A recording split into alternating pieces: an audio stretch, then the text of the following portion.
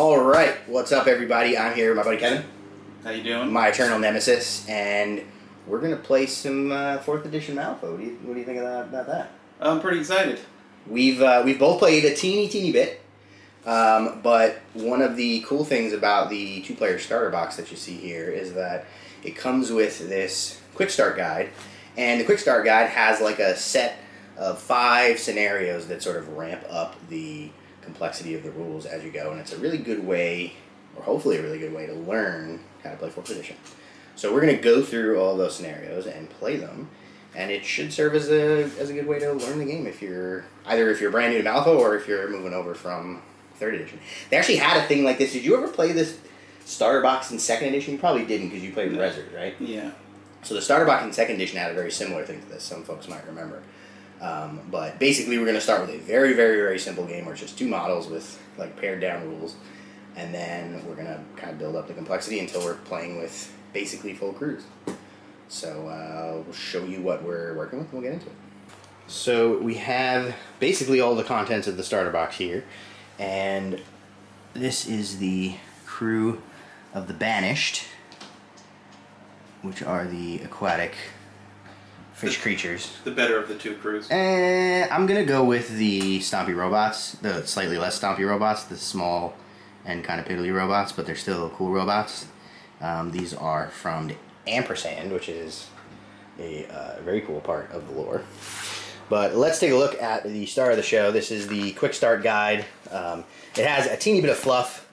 If you're watching my channel, you probably don't need to read 3 paragraphs about the fluff, because you probably already know about the fluff. If you're new to Malifaux, go watch other videos on my channel to learn about the fluff. We have some real simple basics here. What is a skirmish game? How objectives work, how to use the starter set. And then we're going to cover some basic things that you need to know in order to get started playing. So this goes over all the contents, just tells you what the models are, what the cards are, how to read a stat card. You know, it comes with measuring widgets. I actually don't think I have the measuring widgets. I might have left them somewhere else, but that's fine. Basic concept. So if you're brand new, this game works with a Fate deck, which is a deck of 54 cards. It's basically just a poker deck, except that all of the suits are going to be sort of custom Malifaux suits. So hearts in a normal poker deck count as rams, diamonds count as masks, etc., etc. So you can use a normal poker deck if you'd like, but if you have the starter set, then it comes with these special Fate decks that are paired with the factions that you see in the box. So pretty straightforward, but that gives you a little reference in case you want to cross-reference. It explains what the discard pile, so the discard pile is just where your cards go after they get flipped. So you're going to be flipping cards instead of rolling dice, and then you'll discard the cards that you after you use them. The control hand is a very important concept in the game. The control hand is going to be a set of 7 cards that you draw at the beginning of every turn, and these cards can actually be used to cheat into any duel if you don't like the result. So that's a really important concept in the game. The flip is basically just if you have, if you're trying to do something, whether it be something you're doing yourself or if it's something that you're doing to your opponent, like an attack, you're going to flip a card off the top of the deck, and that's when you'll have the opportunity to cheat a card out of your control hand. We'll go into more of the details here when we get into it. Friendly, enemy, and allied is just explaining the models' relationships with each other. Your opponent's crew is going to count as enemy. Your crew is going to count as friendly. Base contact means models are touching each other. Pretty straightforward. This is going to tell you how to read a stat card. So not a ton of stuff here that is going to be surprising to most people, but just to cover a few important bits for the purposes of this. We have 4 core stats around the picture of the character here. You have your defense, your willpower, your speed, and your size. Speed is just how far you're going to be able to walk, and defense and willpower is how you avoid being damaged. Defense being from physical attacks, willpower being from magic type of attacks. Size, I don't think is going to come up here, but it basically just says that how big your model is compared to other models. And that can come up because certain attacks will target size, and also for things like line of sight. Health is how much health your model has, and that's listed at the bottom of the stat card, so you'll fill those in as you take damage, and if you run out, you die. If the model has a little soulstone symbol at the end of its health track, then when the model is killed, the owner of the model gains a soulstone. Abilities are stuff that's listed on the front of the character card, and those are going to be sort of like passive things that will happen all of the time. Actions are the things that are on the back of the card, and that's going to be things like attacks and abilities that you're going to use during your activation. Triggers are really important, so those are listed underneath an action, and they're going to be extra effects you get if you have a particular suit in a duel. Usually that requires that you win the duel, but in some cases it will say that you do not have to have won the duel. And base size, again, not really relevant here, but it also lists the base size of the model. They are all already based on the appropriate sizes. So the first encounter is going to give us two models. Very, very simple, in an open field, no terrain. It's going to be very straightforward here. It's going to be a 2x2 map, and we are going to have a mechanical misfit versus a shore-bound sentinel. So I will set this up, and then we will go over the rules. So here we have the first scenario all set up and ready to go. Real complicated. We have one robot versus one fish monster. And we are also going to be using some simplified rules here. So we're going to start in base contact with each other. And the first scenario is called A Tide Rises. The skies above Ampersand churn with unnatural storms as the rains pour down in sheets, glowing pools spread across the cracked ground. From one such pool, something moves. A lone sentry spots the shimmer of steel and sea-warped flesh dragging itself from the depths. The call goes out. The machines are not alone. So we are fighting in some sort of foundry. It's not exactly perfect as far as what it calls for here, but we'll improvise as far as the setting goes.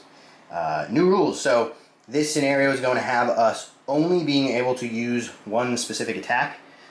So for the mechanical misfit, we have mismatched parts. And for the Shorebound Sentinel, we have Tempest Blade. So we won't have any of our other abilities available to us here. This is going to go over the rules for how an attack actually works. You have the name of the attack, that's just for flavor purposes. You have the range. This little symbol means that it's a melee attack, the little claw, and then a range in inches. We're going to start in base contact with each other, so that's not really going to matter, but we both have a 1-inch range. Skill represents the accuracy of the attack, so you're going to have a number, and when you try to use that attack, you're going to flip a card, add that number to it, and that is going to be your total to try to hurt your opponent. Resist is going to be the stat your opponent uses to try to avoid the damage, so in this case, it would be defense, and they will flip a card, add that stat, which is on the front of the card, their card, and that will be their total. Target number, there are some attacks that will also need you to hit a specific threshold in order for it to work. Usually that's going to be for magic, but that's not really relevant here, so we'll talk about that again in the future. And then damage. So if you hit your target, this is the amount of damage that the attack will do. If you have played 3rd edition or any other edition of Malifaux, you'll know that that's a pretty big change. It used to be a variable damage flip, now it's just a flat number. So only attacks available are mismatched parts and Tempest Blade. This is just going over exactly how that works, which I'll talk about when we do it. Raises and ties. So when you do your flip, after both players get an opportunity to cheat, if the attacker has beaten the defender by a margin of 5, they're actually going to boost their damage by 1. That's called a raise. And that you can do that multiple times. So if you beat them by 10, you get 2 raises, etc. If we tie, the attacker wins, but the attack does 1 less damage. So you just barely hit them, you don't do quite as much damage. Cheating Fate. This is the opportunity to take cards from your hand and actually replace your flip with the card out of your hand. And when you flip the cards, the losing player is always going to have the first opportunity to cheat. So if the attacker is hitting the target, the defender will cheat first. If the attacker is missing, the attacker will cheat first. Importantly, once both players have either cheated or passed once, that's the end of the duel. So you don't get a second chance to cheat. You would then declare your triggers. So this means that if you are winning the duel, unless it says when resolving, you have the opportunity to declare a trigger if you have the appropriate suit. So the suits on the card, the masks, tomes, crows, and rams, are going to correspond to particular triggers that will allow you to get an extra effect. Critical strike, for example, is +1 damage. Healing. When a model heals, you're just going to take damage off of them. You can never go above your starting health pretty standard. And killed. When you go down to 0 health, you're immediately removed from the battlefield. In this encounter, the Banished player will go first, perform 1 attack, and then the Ampersand player will go first. That's not how it will normally work, but again, we're simplifying things here. So we're just going to take turns attacking back and forth until somebody dies. And whoever is left on the table at the end is the winner. At the end, we just get like an example of how it might play out, but we'll skip that for now. So I can't find anything in there that says we have a smaller than normal hand size, so we're going to draw 7 cards. Oh boy, that's a good hand. I don't like the sound of that. Jesus, 7 red jokers. Nice. Cheating already. This deck is stacked. So you can get a sense of what we're working with here. It feels weird to me. Yeah, I'm having so 7 used to cards. 6 cards. For sure. So it doesn't specify. I'm going to choose to interpret this as we don't change turns. So we're just going to have our 7 cards, and that's going to be it. We're not going to draw up again. Because otherwise this will go on forever. We'll just cheat every single duel, and that seems silly. In a normal game, you'd have a lot more thinking you'd have to do with your cards. So the Banished player goes first, so do the honors. Alright, I guess I'm gonna Tempest Blade. It's your only choice. Tempest Blade, that is going to be a 5 versus my defense. My defense happens to be a 5, so we are going in. Alright, for Plow. I am at a 18. I'm at a 7. Excellent. I think I'm not gonna cheat. All right. I think I will just swing at you again. You only get 1 action. 1 action. And then I go. Oh my god. This isn't regular Malifaux. So I will use my mismatched parts. I have a big 6 against your defense. What My is your defense is 6. All right, we're going in even. Let's do it. I see we're evenly matched. All right, so I'm at a 15 and you're at a 15. Yep. I think I will. You know what? Let's get a little cheeky here. Let's cheat that in. Oh. Go up to a 16. You know what? I think I'll go up to a 16. All right. So we have now tied, which means that my damage would normally be a 2. It's going to go down to a 1. I did get my auto repair trigger, but I don't have any damage yet, so it doesn't. I missed on the first turn tactically. Right. So I'm gonna mark 1 damage. Excellent. And it's over to you. Alright. We flip again. Tempest Blade to the face. Looks like I'm beating you by 1. I'm on a 12. Let's see if we can. I think we'll let that go. Go for it. Alright. So that is 2 damage with no trigger. 2 damage. So we've put the cards in sleeves here to make it easy to keep track of damage, and I'll fill in 2 bubbles. And it's back to me. Uh-oh. I'm on a 12. I'm at a 10. Let's do...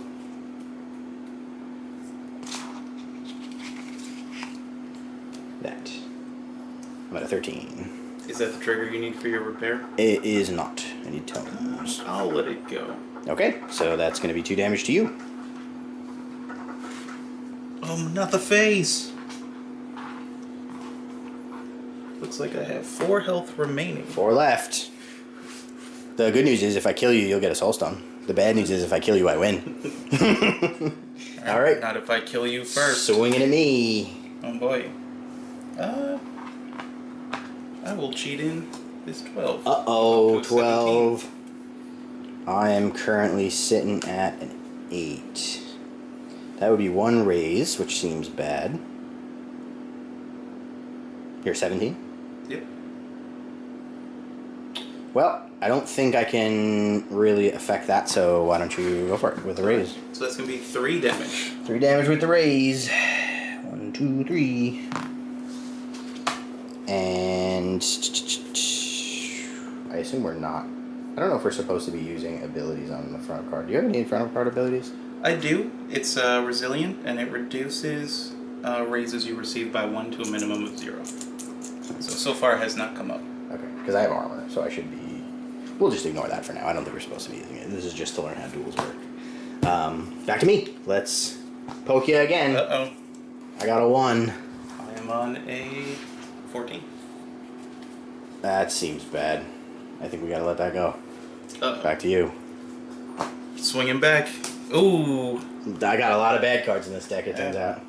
Looks like I'm on a 17. Phew. I'm at a 7. That's 2 raises. We can't have that. Let's cheat this 4 and give you 1 raise. Alright, so 3 damage to the face. I'm down to 1. Uh-oh.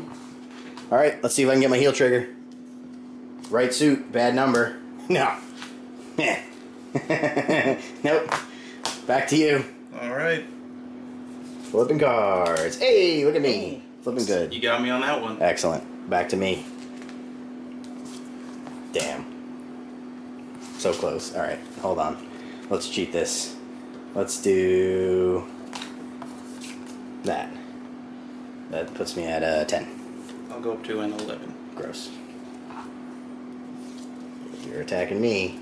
Oh, you're I'm beating winning. me. I'm gonna go up to... I think that's 14. GG. Nice. I think that's GG, because that would do 2 damage, and I got 1 left. So, I'll take a point. The right side won. And the good guys have lost the first round. The good guys won. It's bad. What are you talking about? It's bad time. It's a bad time. All right, on to scenario 2. Let's make things a little more complicated. Next up, we have Flotsam and Jetsam at counter 2. So we have a little bit of terrain on the board now, and we also have 3 models apiece, but they are the same models that we had before. The first clash was no accident. Now others arrived, drawn by the sound of battle, or called by duty. Shorebound sentinels surge from the waterlogged trenches, barnacled armor scraping across stone. From the humming alleys of Ampersand, the constructs rally. Smoke coils from their frames as warning klaxons echo through the junkyard streets. The time for curiosity is over. The fight has begun in earnest. So, some new rules. We are going to be able to use all of the abilities on the back of our cards with the exception of Electrical Jolt and Tidal Blast. So those are kind of our ranged attacks. But importantly, we are going to have access to tactical actions. On top of that, we are going to have our front of card abilities. Here's a little reminder here. So my robots will have armor. They get to reduce damage by 1 once per activation, but it can't go to 0. And his Shorebound Sentinels will have resilient, which means they can reduce the raises they receive by 1 to a minimum of 0. So it'll be harder for me to do extra damage to them. Tactical actions. So these are like normal actions, except that they are not going to target an enemy. So you see their improvised ammo. This is going to basically give a buff to an ally. So instead of it targeting a enemy model and their particular resist stat, I'm going to have a target number that I have to hit. So I'm going to flip a card. The skill is 0, so I just need to basically flip a 6 to make it work. This is a little bit simplified compared to 3rd edition, which is nice. And that's going to give me an impact token, which brings up another thing, which is the crew cards, which is an important part of the game. So this is my crew card for my abilities, and then his crew card for my reference.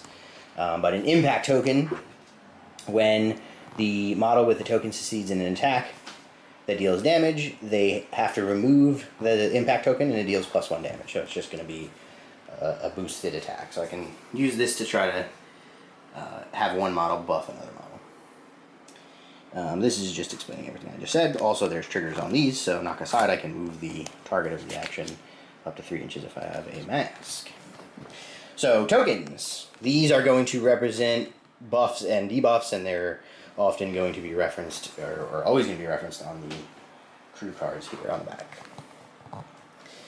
When they receive a token, you place a relevant token from the starter set on the affected model stat card. So that's, we have a bag of cards here, or bag of tokens here that came with the 2-player starter box, and the rules are explained on the card. So the 2 that are relevant for this are going to be shielded, which are the ones that the fish monsters, the Banished, are going to be using. And that basically reduces damage by 1 to a minimum of 0. And the impact tokens, which just give me a stronger attack. So his are defensive, mine are offensive. Yeah, and it notes here that it's perfectly balanced. Activations. So now we're going to be taking normal activations. We're going to alternate activating, and you get 2 actions of your choice instead of just having to do the attack. Most of them are listed on the back of the card, but there's also general actions. So we have a reference card here that gives us general actions, but we'll be using a simplified version here. So we just have walk and charge. Walk is just you move your speed in inches. Charge is you move your speed in inches and then take a melee attack for free. So you get to potentially then do something else, or you could have done something first. You can move through models that you consider friendly. Once you've done your 2 activations, we will alternate. And you can't activate it if you've already activated for that turn. Once everybody has activated, we would shuffle all our decks, discard any cards out of our hands that we don't want, and then draw back up to 7. And whoever did not take a last activation will take the first activation of the next turn. This is going to explain how to measure line of sight to make sure that we can see each other. We're just going to play that these pieces of terrain are blocking for now. They're also height 3 at the top, so we'll just kind of treat them like big solid pieces of terrain just for simplicity's sake. So this is just showing you that as long as there is one line of sight line that you can be drawn between the 2 models' bases, then they can see each other even if the majority of it is blocked. The objective of this encounter, the banished player is going to go first, and the first player to kill one of the opposing models wins the encounter. So it's first blood to win. That's what we're working with. How many red jokers did you draw this time? Only 3. Oh, excellent. Okay.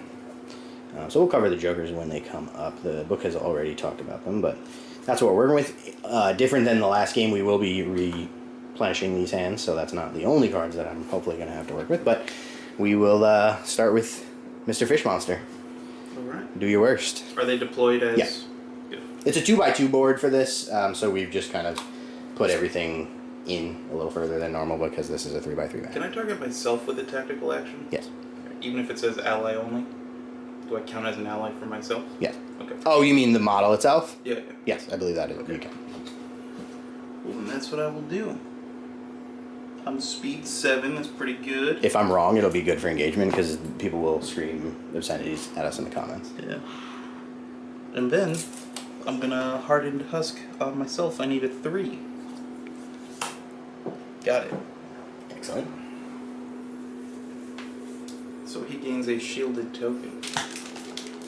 And then it's over to me? Yep, that is both of my actions. Sweet. I'm gonna start. I just realized I deployed the wrong model. That's very funny. That's my totem. Let's do this good. I'm gonna start with Mr. Clownface here. He is going to take a walk. Use speed 6. Should draw widgets. Making everything difficult for myself. So he's gonna walk up to there. And then he is going to give himself improvised ammo. I need to flip a 6. That's 12. Excellent. So That'll do it. he's going to take an impact token, and it's over to you. Okay. I think it's going to be more of the same. I'm going to walk this guy up 7 inches. And then I will try to give myself shielded. And I do, with a 12. Sweet. And that's over to you. All right, we're going to go with the... I'm going to call him Cauldron Bot. And I think he's probably going to follow his buddy here. And we'll try to give ourselves an impact. Needs a 6. That is an impact and a 3-inch push with shove aside. So I will then... Whoops. Destroy all the terrain. We'll just push ourselves up there. Leave some space. And it's over to you. Okay. Same deal. Walking up to 7.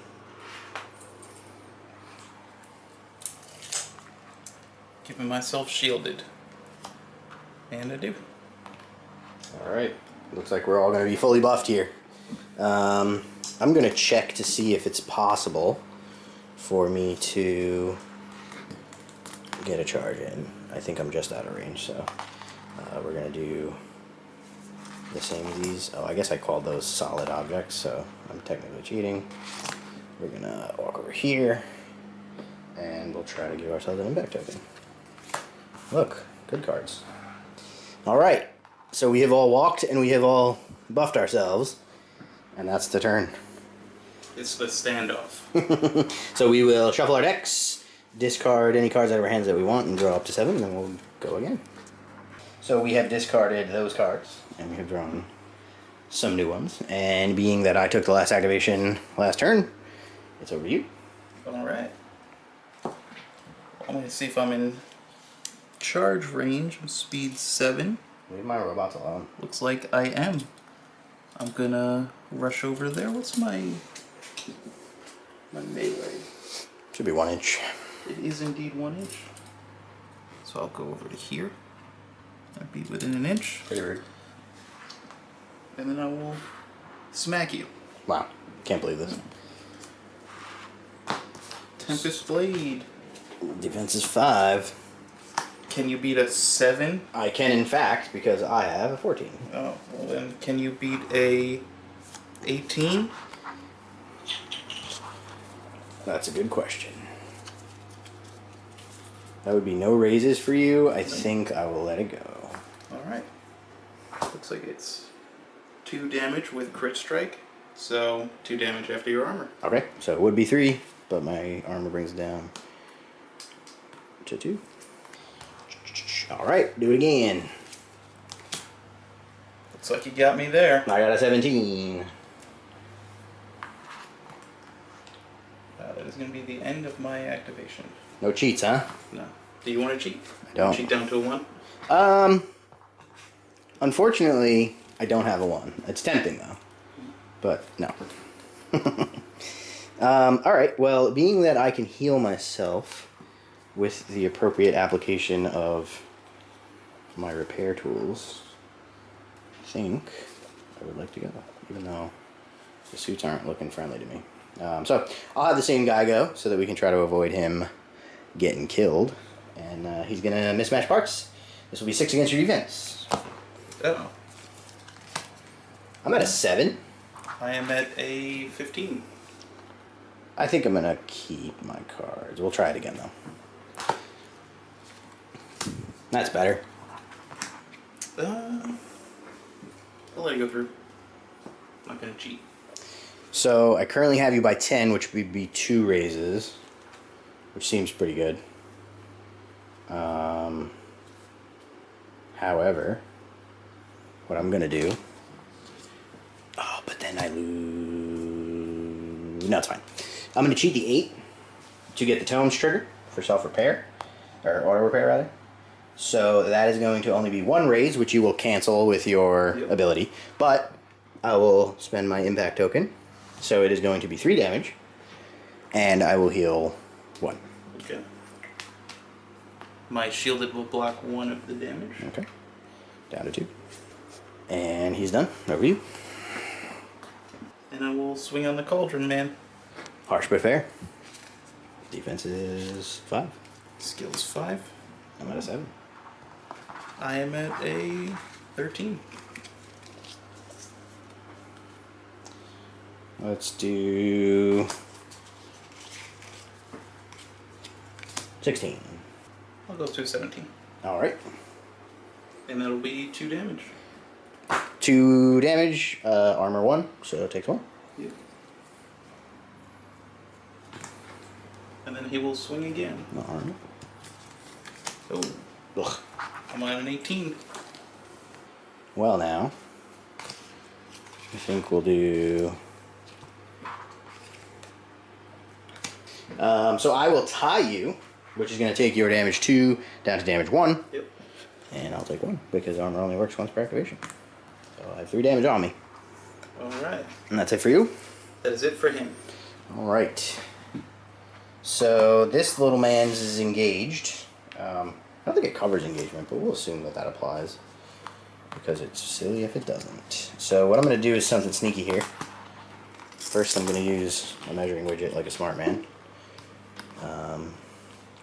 We're going to do a 5-inch walk.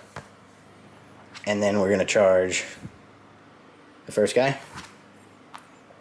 So that we can protect our friend from future aggression by the fish monsters. So we're going to be looking at 6 against defense. But I'll only get 1 shot because I had to walk first. I'm on 14. Alright, let's do 18. That's fine. Okay, so I have damage 2 with an impact token is up to 3. Okay. And you'll take all 3. Alright. Look at us. Down to 2 health. 2 health, exactly. Okay, but that was my only attack. So it's over to you. I'm going to walk this man over to here. You have a 7-inch walk? Yep. Gross. And then I will Hardened Husk onto this guy. Smart. Goes off. I'll put my shielded back on. Okay. Try to keep him alive, I see. Alright, we're going to activate our last guy here. He's going to improvised ammo on the Cauldron bot. Needs a 6. That hits a 6, but it doesn't hit the trigger I want, so we'll cheat this 7. And he's going to get an impact and also a 3-inch push, which is what I was looking for here. You have a 1-inch engage, right? Yep. So we'll go there. And then I'm actually going to go, whoops. Just going to make enough space to move myself. And then I'm going to do it on myself, even though I don't need an impact token. That is the suit I need, so I'm just going to take my 3-inch push. Pushes have to be in a straight line, but that will allow me to engage both of you. And we both have an impact. That's the end of the turn, so we will shuffle up, draw some new hands, and go again. So I have discarded that, and this is what we're working with for this turn. And because I took the last activation, it's over to you. Alright. I think I'm going to activate this guy, and he's going to swing on this robot. Alright. He's with a full health one. Let's do it. 1 out of 13. That's fine. I'm not going to cheat. Okay. And I'll do it again. Alright. 14. Looks like I'm on a 17 with the Ram's trigger. Crit strike. Okay, I will not cheat. Okay. So that is a raise? No, 14 to 17 is not a raise, so it's just 3 damage. Okay. So I will take 2 because I have armor. That is the washing machine bot. Bucket bot. No, there's something else called bucket bot. We'll call him wash bot. And that's going to be for me. Okay. Let's see if we can do the bad thing. Odds are he'll be better off killing you, so we'll start with Mr. Clownface. He's going to go 6 against defense. I got a 7. I got an 8. Wow, how rude. Let's see. Let's do that. So, 18. 2 raises unless you cheat. I will cheat to a 12, which gives you 1 raise, which I ignore. Alright. So, I will use my impact. So that will do 3 damage. Alright, this game. Alright. The good guys win round 2. What are you talking about? We just lost. He doesn't have a shielded? He does have a shielded. He does, but he only has 2 life, so doing 3 damage kills him. Excellent. Look at me. Our ability to push ourselves around was clutch there. So that's round 2. Let's move on to round 3 and we'll get some more spicy stuff. Encounter number 3, Trash Compactor. We have now added in some big guys. So I have Steiner, the crossbow piano, and we have the Colony. Probably my 2 favorite models in this box. I don't think they have a lot of competition. A giant crossbow on a piano. Pretty great. The rain deepens, the pools scattered across the outskirts of Ampersand. From within one, a massive fluid form rises, glimmering with bioluminescent patterns and bristling with strange limbs that move with collective purpose. It is not a creature, but a congregation bound together by shared instinct and ancient memory. The machines of Ampersand answer the threat with force. Their lines swell with hardened constructs built for conflict. each one ready to defend the only home they have ever known. The push to control the breach intensifies as both sides commit more dangerous weapons to the field. So we're adding quite a bit of new stuff. So the first and most important, potentially, is the ability to empower. So what this does is it allows you to take any card of 5 or lower from your hand, which is actually noted on the cards, and discard it before you engage in a duel. And what that does is it allows you to get a positive twist, which is just advantage from D&D. Basically, you flip 2 cards and take the better, or your choice. And it also adds the suit from the discarded card to the duel. So this is the way that you can kind of guarantee yourself some triggers if you really need it. It notes here that if you have the positive twist from empowering and you flip the black joker, you still have to flip the black. You have to keep the black joker because it always wins, even if you flip a red joker, because bad things happen. So we have similar terrain, 4 models per side, still in a 2x2, and this time I'll be going first with my robots. Engaged. So this kind of came up in the last round, and I kind of found a way to work around it, but I honored the restrictions of being engaged, even though I guess I wasn't supposed to, but it seems cheesy not to. So engaged basically means if you're within 1 inch and line of sight of an enemy model, then you are engaged, and that kind of restricts some things. So for example, you can't declare projectile actions, so a little gun symbol. Notably, a few models now will have access to some gun stuff. You can't declare a charge while you're engaged. You will reduce the speed of your walk by half. You cannot declare the interact action, which is the way that you're going to kind of do objectives. And if you leave the engagement range of an opponent with the walk action, you can't interact for the rest of that activation. Different attack types, so this is mostly stuff we've already covered, but melee attacks, these are going to be used when you charge. It's a little claw symbol. You have missile attacks. I always call them projectile attacks. I think that was a 2nd edition thing, but missile attacks, they can't be declared while you're engaged. And then magic attacks have the little glittery symbol. And the restriction on magic is you can do them while you're engaged, but they don't get any bonus from raises unless they specify otherwise. So they don't automatically do extra damage from raises. Markers, so these are on the table as strategy markers. This is just indicating that unless it says otherwise, they're 30 mil, which is the size of a small base. They mark specific areas of the board, and that's how you'll usually do things like score points. So this scenario uses 2 different types of markers, strategy markers that start in play, and scheme markers that models can drop using the interact action, which is a common thing in games of Malifaux. The interact action is a general action, meaning that everybody can do it, just like walk or charge. It's how you're going to score objectives. So interact can be used to make a friendly scheme marker within 1 inch. Is going to be another 30 mil marker, just like that. Or take a special action listed as part of an encounter. So you might interact to push a button or do something like that. Models may not target a marker with an interact action if an enemy is in base contact with that marker. So your opponent can defend their markers by being in base contact with them. New symbols. So signature actions are an important bit. So that's this little lightning bolt symbol. And what a signature action is, basically, it's an action that a model can always do in addition to their 2 actions. So you get your normal 2 actions, but you can always also take the signature action for free.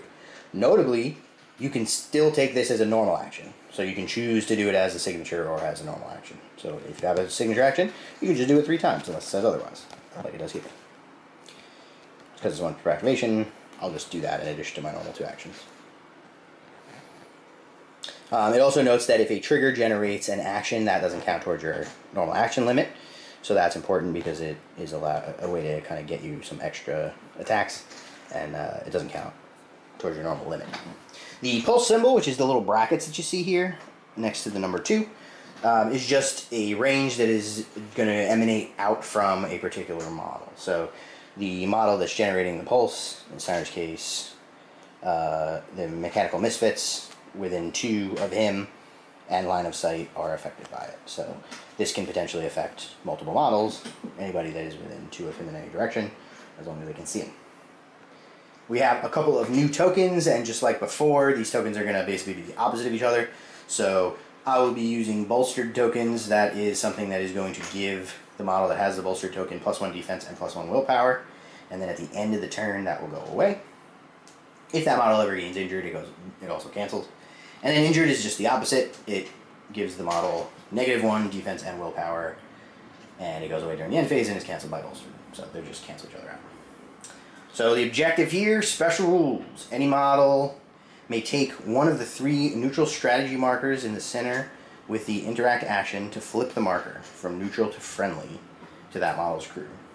Or they may target an enemy strategy marker with the interact action to flip it to neutral. So basically, they're going to start as neutral. I can make them mine. He can take mine and turn them neutral, or take a neutral and turn them into his. At the end of every turn, the player with the most friendly strategy markers gains a victory point. In the case of a tie, both players gain 1 victory point. So there are 3, and we want to try to get at least 2. At the end of any turn, either player may remove 2 friendly scheme markers from the enemy deployment zone to gain 1 victory point. So in addition to the primary objective of flipping the strategy markers, we can also run into our opponent's deployment zone, drop 2 scheme markers, and score some points that way. But you do have to remove them. At the end of 4 turns, whoever has the most victory points wins. So this will not be about killing each other, it will be about scoring objectives, but it turns out if you kill your opponent, they can't score objectives. So yeah, that's always a viable tactic. Let's do it. Alright, so we're going to kick it off here, and we've drawn our hands, as unfortunate as that is. And this time I go first.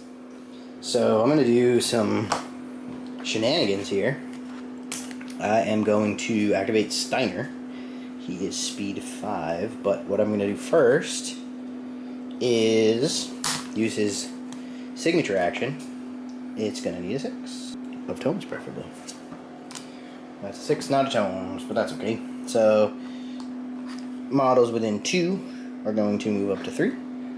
So, we'll do like how. Unfortunately, we couldn't get all of our friends, but that's okay. And then we will take block and get right up into business here. How many guns do we have? We have 10-inch guns. I think that's too far, which is unfortunate. You never know. Yeah, a little too far. A little too far. Do I want to put myself in position to be attacked? Probably not, but my bonus action is only once per. So let's just be obnoxious. And we're just going to run right up to this marker and touch it. And at the end of my activation, alright, I'm going to stay back here. Because at the end of my activation, I can pitch a card to give bolstered to a model within 2. So we'll pitch that card. And we'll bolster him. So he's +1 defense, +1 willpower. Over to you. Alright. I am going to activate the colony. I'm going to drift with the tide. I'm going to empower with this 1 of masks. Fancy. So I need a 6. I flip 2 cards because I'm empowered. Got the 10. So he gets to move 6 inches. And then I get to drag a model 3 inches closer to it. Gross. Then I will walk. He's only speed 5. So he will go right there. And interact with my last action. Wow. Can't believe this. Yeah. It's a tragedy. That's what you get. It's fair. Done? I am done. Over to me. Well, that looked fun, so I think we're going to do something. I mean, it's not really that similar, but it's not dissimilar. So we're going to activate the wash bucket bot. And we're going to improvised ammo on Clownhead bot. Let's do... We're going to empower with that 3. Whoa. And we need a 6 with 2 cards. So we got the 9 and we got the masks. So he is going to first gain my cow. And then we'll declare the trigger, knock us hide, to push him 3. Yeah. And we like that so much, we're going to do it again on our other friend. Do we have things? That's okay. He's a 6. That's just shy. We needed one more number. We had the right suit. We almost had it all. So we'll cheat the 10 of masks. And we'll do the same thing. 3-inch push. And we'll give an impact token so we can do more pew pew. That's what we do. It's a conga line of robots. I think I'm just gonna be annoying. I'm Fair. gonna activate this guy, and I will walk 7 and walk 7. Yeah. And It's valid. just touch that. It's valid. And that is it for me. Well, I thought that was rude. So we're going to activate Cauldron Bot. We are going to walk up to here. We'll touch it, because why not? Seems annoying. And we'll interact. And we'll flip it to mine. And that's him. Alright. Back to you. I guess I'll activate this guy. Hello. I believe I am in charge range. Wow, that's gross. So I will I hate that. charge. I think I'll charge the... Does the piano have armor? Piano has armor. I'll charge the piano anyway. Wow. He also has 13 health. You know what? I'm gonna charge the bot. I thought that might be relevant information. But we'll engage them both. Alright, he is not boosty, let's use the right word, bolstered. Bolstered, yeah. So he's going to be defense 5. Alright, I'm gonna pitch this to empower. Gross. I didn't like that. Yeah, I didn't think you would. 15. I'm on 15. What does that get you? Crit strike? Crit strike, yep. I'll let it go. Alright. I'll deal with it. Alright, so it's gonna end up being 1 damage after armor. So base 2, plus 1 for crit strike, but we're tied, so down to 2, Yeah. and then armor down to 1. Sounds good. Okay, again. And now I'll swing again, yeah. 14. Ugh. That's gonna be an 18. Okay, it's not boosted, so Yeah. I guess I'll take it. 2. Alright, 2 damage. I'll take 2. So we're gonna activate Clownbot, and we are gonna electrical jolt at this sentinel over here. Oh, I can't pitch that. Gross. Is this the play? No, that's not the play. We're just gonna charge you. That sounds more fun. Well, rude. Yeah, I liked it. Because you're definitely gonna try to push that button next turn, and I don't like that. Don't like that at all. So we're looking at 6 versus defense. Okay. At a 14. I am at a 12. I'm not gonna cheat. 12 to my 14, you say? Yes. Alright, that will be 2 damage. Let's do it again. Oh boy. Yeah. Looks like you're beating me by 1. I'm at a 19. I'm at an 18. I will auto repair, but unfortunately there's nothing to repair. Or fortunately, whichever way you want to look at it. So 2 more damage. Okay. I think he's going to maybe Tidal Blast. Looks like I'm just shy, actually. Walk to here, and then I will Tidal Blast him. Oh, you know what I screwed up? You should take 1 more damage, because I have to spend this. Oh, So that goes away. okay. And he's got 1 more on him. Okay, so walk And a Tidal Blast. on Clownbot. Yeah, on the Clownbot. Clownbot it is. I'm gonna Defense is empower. 6. I'm at an 8. I am at a Red Joker. Wow, gross. Yeah. So Red Joker counts as a 14 of any suit, and because you flipped it naturally, I cannot cheat against it. So I'm stuck at my 8. And I'm at a 19. Gross. So that's a double raise. Yep. So it's going to be 4 damage, and I can move you up to 4. So 4 damage down to 3 damage for armor. And then I will move you here. Raises happen before triggers, right? I can't move you and then do the damage. Would it change it? Yeah, it would. Deals 1 damage to enemies within 2 inches of the target.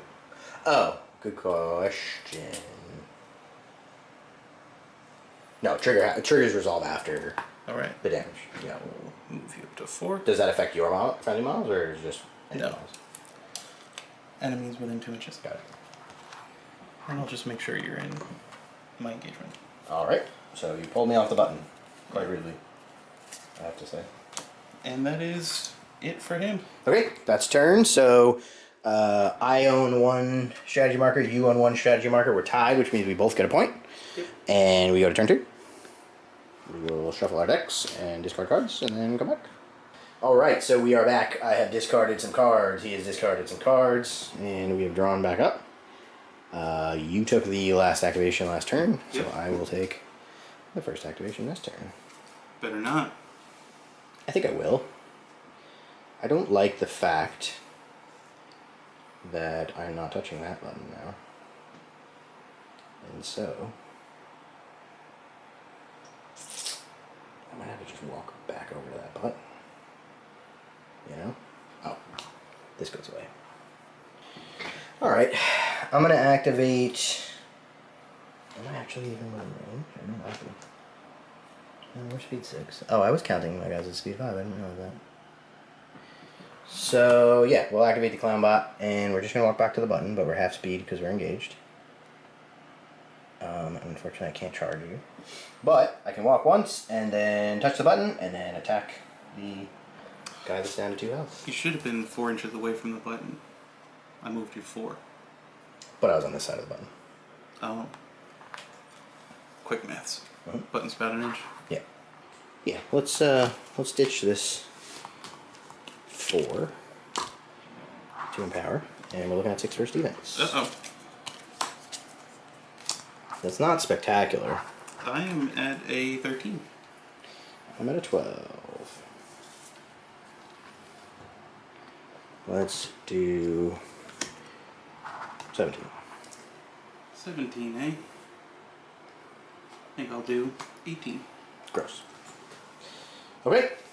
You live to fight another day. Yeah. And he's done. Well, I think I gotta activate him. Okay.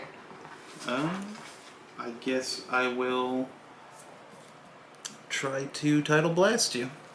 I gotta move you You're off. engaged, so you can't do... Is it a projectile? No, it's just a magic. Oh, okay. Cool. So, I will empower it. I would have done... I didn't realize that. I should have checked that. I will... It's resist defense. Looks like I'm currently at a 10. Not an 11. I'll go up to a 18. Okay, well, good cards beat not good cards, so after you. Yeah, so he will... you're at an 11. Yep. So he's going to take 3 damage. Alright, I'll take 2. And then I'll push him 4 inches again. Over to here. Alright. And then with his second action, I will interact. Kind of thought you might. And I am done. I didn't like that. It was a bit mean. I agree. Let's activate the wash bucket bot. He's going to walk out of your engagement. Uh-oh.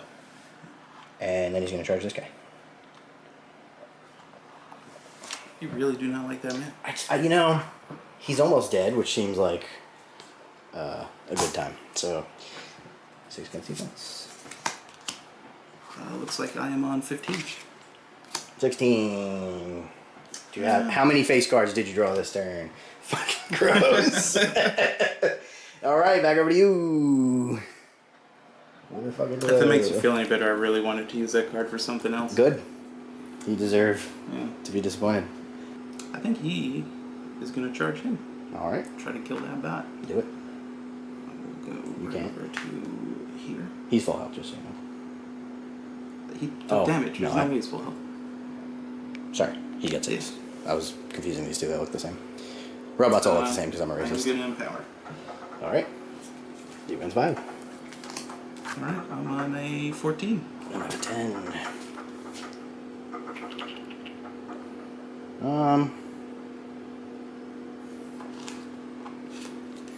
14. Okay. So it's tied and crit strike, so it's 1 damage. Alright. And then I will swing again. Okay. I'll cheat it up to a 13. And that's crit strike again. Yep. Let's do tied again. So, Okay. So it's take 2. 2 damage. Let's activate Steiner. We're gonna play you out. This needs a 6 to go off. We got a 9. So allies within range may move up to 3. So this guy's gonna go 3 inches.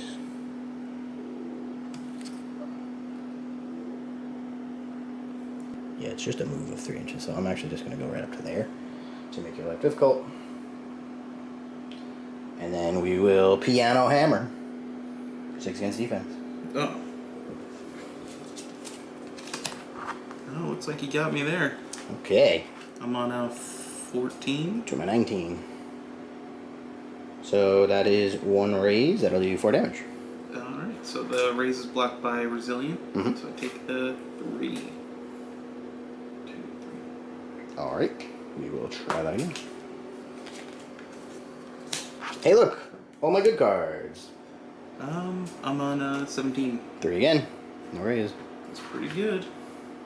End of the turn, I'll pitch a card to bolster him. That's over here. Okay. He's going to attempt to drift with the tide. Black Joker. Excellent. Yeah, that messes up the whole turn. But I will, I guess, move, and then I will charge. And I can move through other models. And when I do, they gain injured. Okay. So I'll cancel out your bolstered. Right. So I just remove bolster. And then he will swing on the robot. Okay. That's the clowny bot.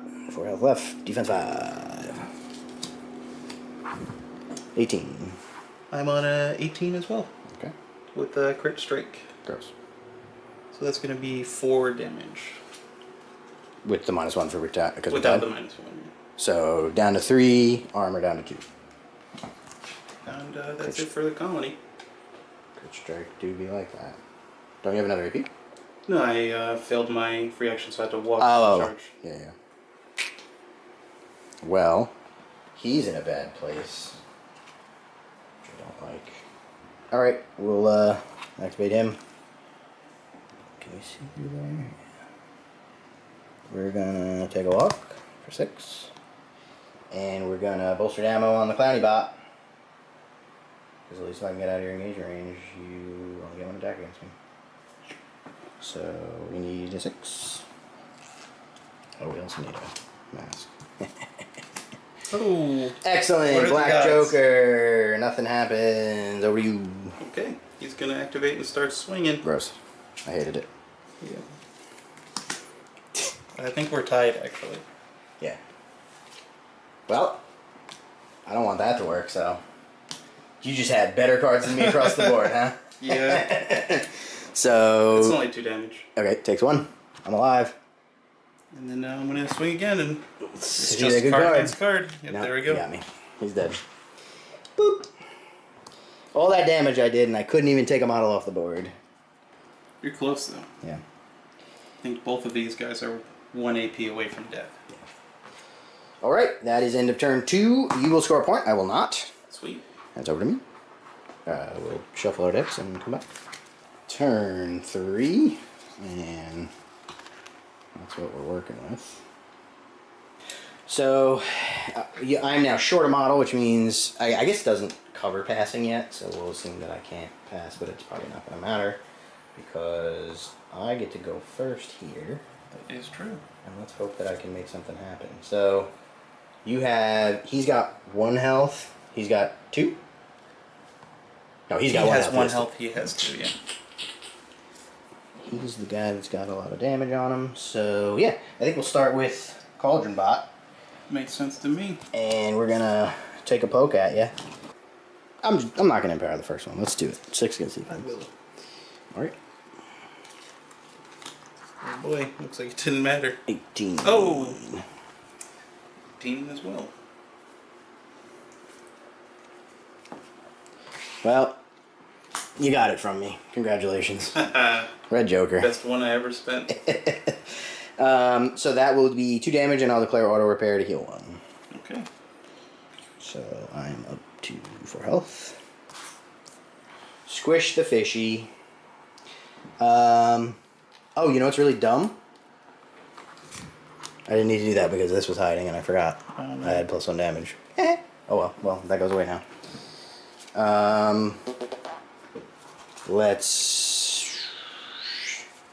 We'll attack the guy behind me. And we'll empower with a 1 of tomes.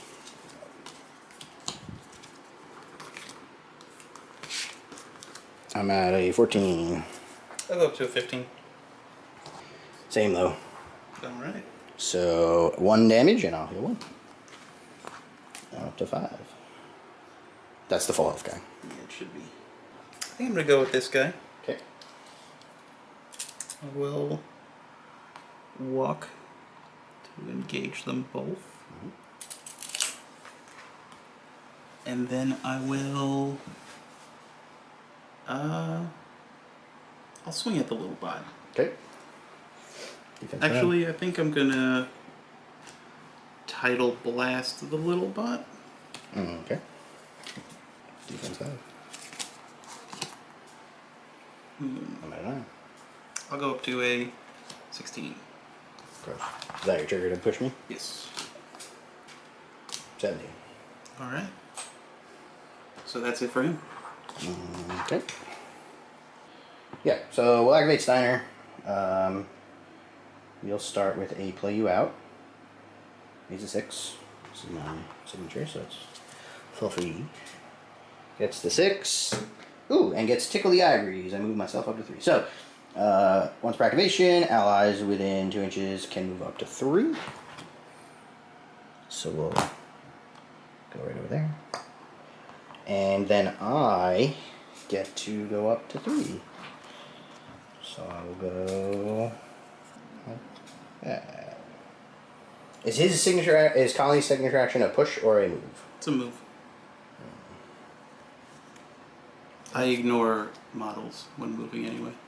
Always or just from the Oh, from that? always. Yeah. Ah. Do you ignore engagement? No. Okay. But you I may move through but not stop on enemy models. I'll take it all back. I was right there. Yeah. We'll move 3 here so that we're not engaged. Yeah. Final answer. We'll do it to there. We're going to giant crossbow on him. Okay. So this is 6 against defense. I'm on a 17. That will miss. I'm gonna giant crossbow the colony. Okay. And I'll empower. 6 against defense. I'm on a 14.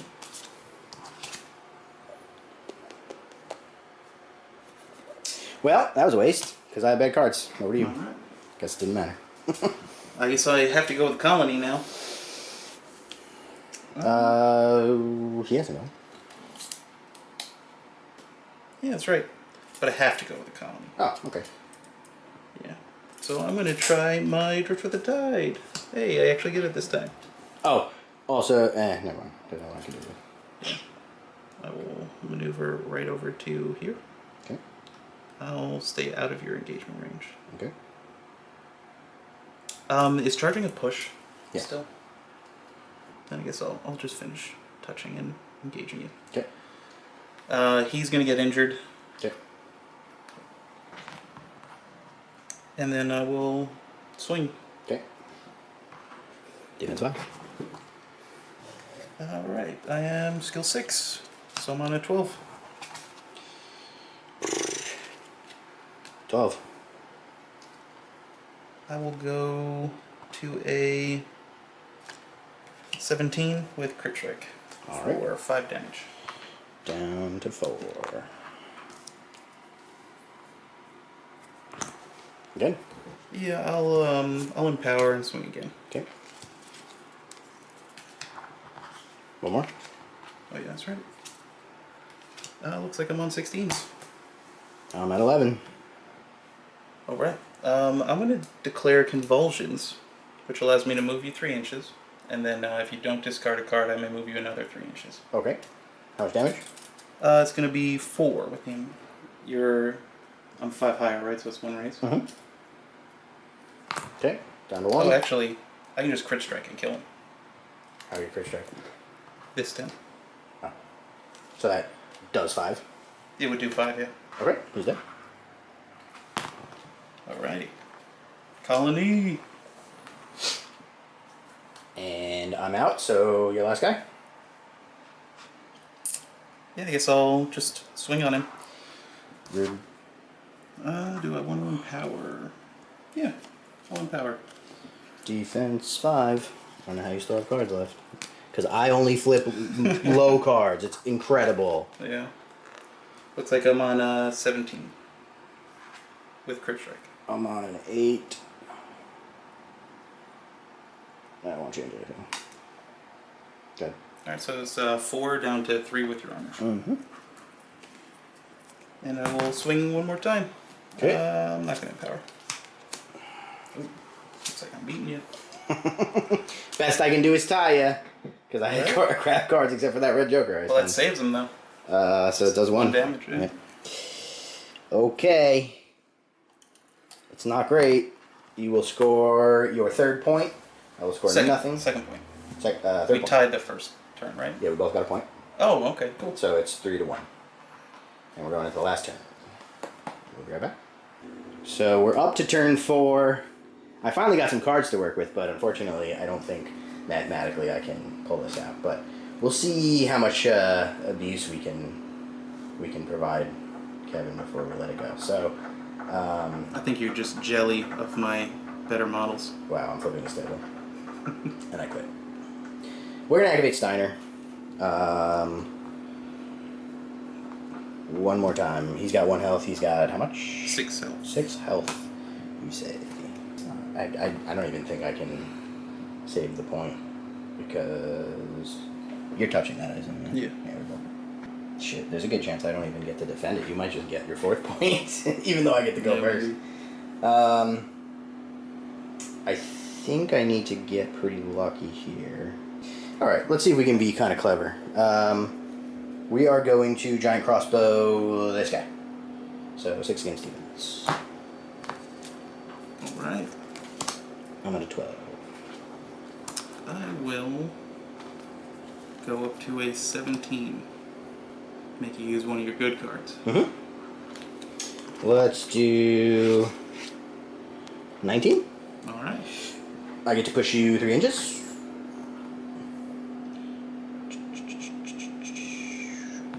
So we'll go to there.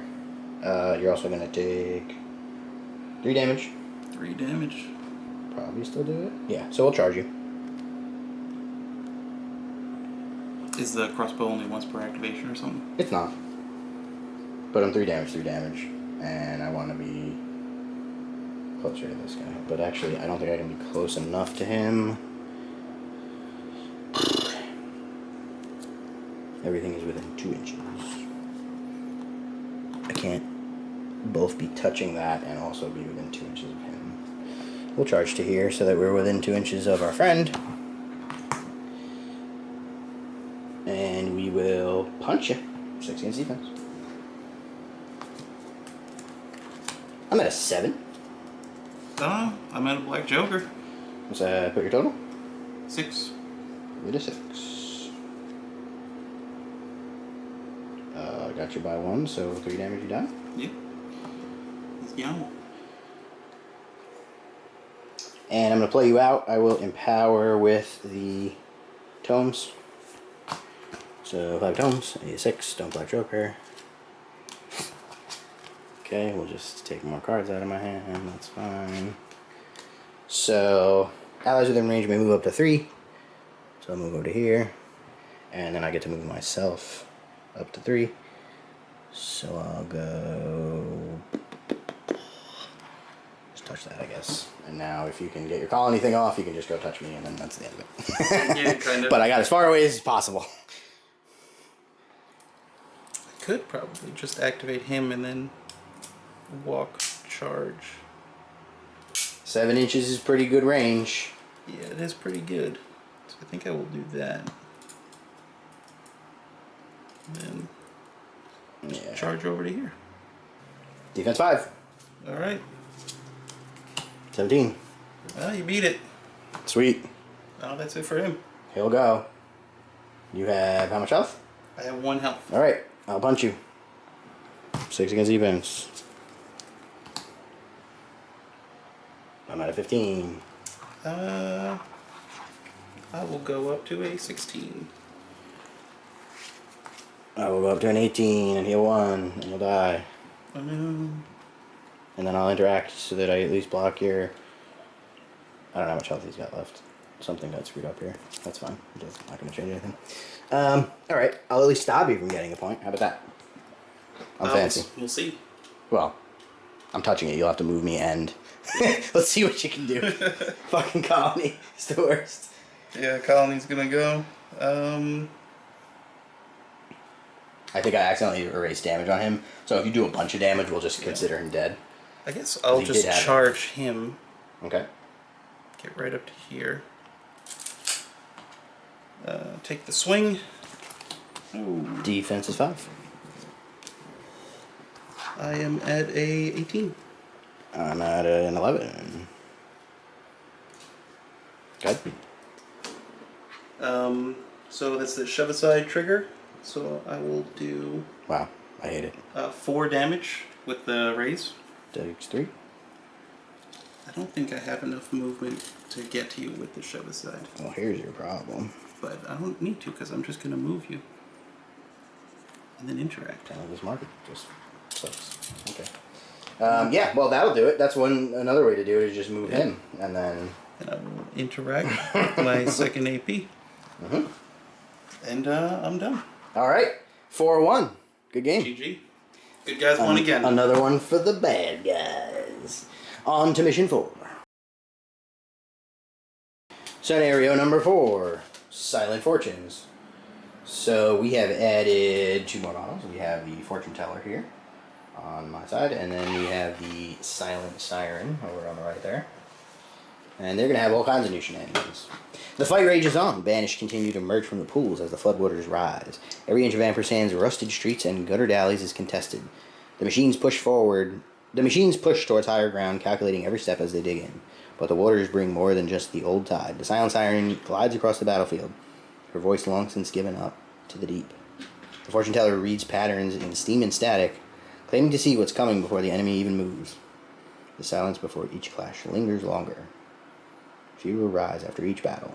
So, whole bunch of new rules. So, we have Soulstone abilities. Normally, you would have Soulstones based on the number of points you use when you're list building. You get 50 points, and any that are left over to a maximum of 6 become Soulstones. We're going to start with 3 in this game, and we'll be tracking them with our fancy little jewels because we're cool like that.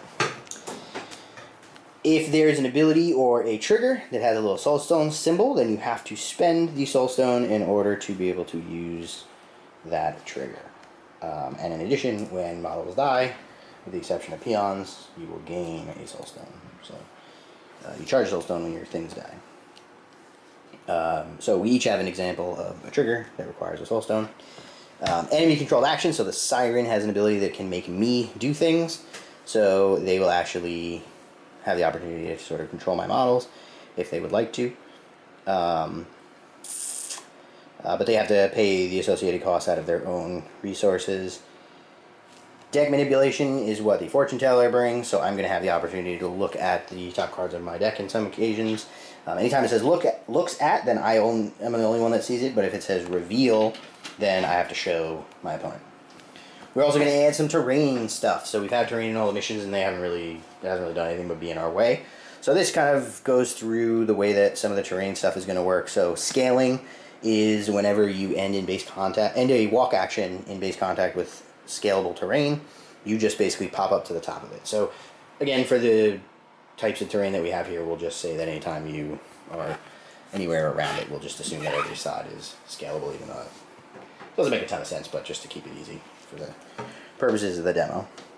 Climbable, so if you had like a box or something that you could vault over, you basically just subtract the height that the terrain is from your move. So if you had to move 5 and you wanted to climb over a 1-inch tall box, you could just move 4 instead and jump over the box. Jumping allows you to move from one piece of elevated terrain to another, so you could kind of jump across. As long as you have enough movement to clear the distance, you can go. You can't go to terrain that is taller than your current position, or to terrain that is more than 1 inch shorter. So you can jump to even terrain, or you can jump to terrain that is up to 1 inch lower than where you are. If you're ever not supported, at least 50% of your base by the terrain that you're standing on, then you will fall. If you fall more than 2 inches, you are dealt 1 point of damage. Cover, if any sight lines are blocked by pieces of blocking terrain, which we'll call that blocking terrain. And the defending model is within 2 inches of the terrain, the defending model receives cover. Anytime you have cover, you reduce the damage by 1. Interestingly, this also applies to melee attacks. So if we are fighting around the outside of a piece of terrain, even in a fist fight, cover will be a thing. And this also applies if you are 2 inches or more higher than the defender, you automatically get cover. So if I'm up on top of there and he's shooting me from down below, I will automatically get cover. Some new tokens, we have Staggered and Hastened. Again, these are going to just be opposites of each other. So Staggered is going to reduce your speed by 2 and mean that your own models can't move that guy. So if one of my models has Staggered, I can't use abilities to move that model around. It's canceled by Hastened. Hastened is +2 to the speed. When you end your activation, you remove the token. That goes to both, so they both go away at the end of the activation. Objectives. So special rules. Any model may target one of the 3 neutral strategy markers in the center, just like before. And it's going to work exactly the same way. You can interact to flip it to your own, or to flip it to neutral if it is your opponent's. And at the end of the turn, whoever has the most gains a victory point. In addition to that, each player once per game may remove a friendly scheme marker from the top of a piece of terrain that is climbable and height 2 or higher. So they're all climbable and height 2 or higher. So just drop a scheme marker on top of one of them, and you remove it at the end of the turn to gain a point. At the end of 4 turns, player with the most victory points wins. And that's us. So the good guy robots will be going first, and we have our 7 cards. How many red jokers this turn? Only 6. Wow. I'm not going to be able to do anything Terrible. this turn. I might actually win this one. That would be shocking. Alright. Let's kick it off at Steiner, because we can do things. So we're going to play you out. 6. Gets it with an 11, so everybody gets to move 3. We'll go 1 walk.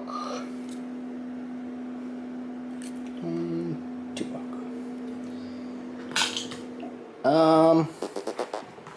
Do we want to bolster? I'll bolster the fortune teller just in case you decide to bully her. I'll make sure I'm within 2. So fortune teller gets bolstered. Over you.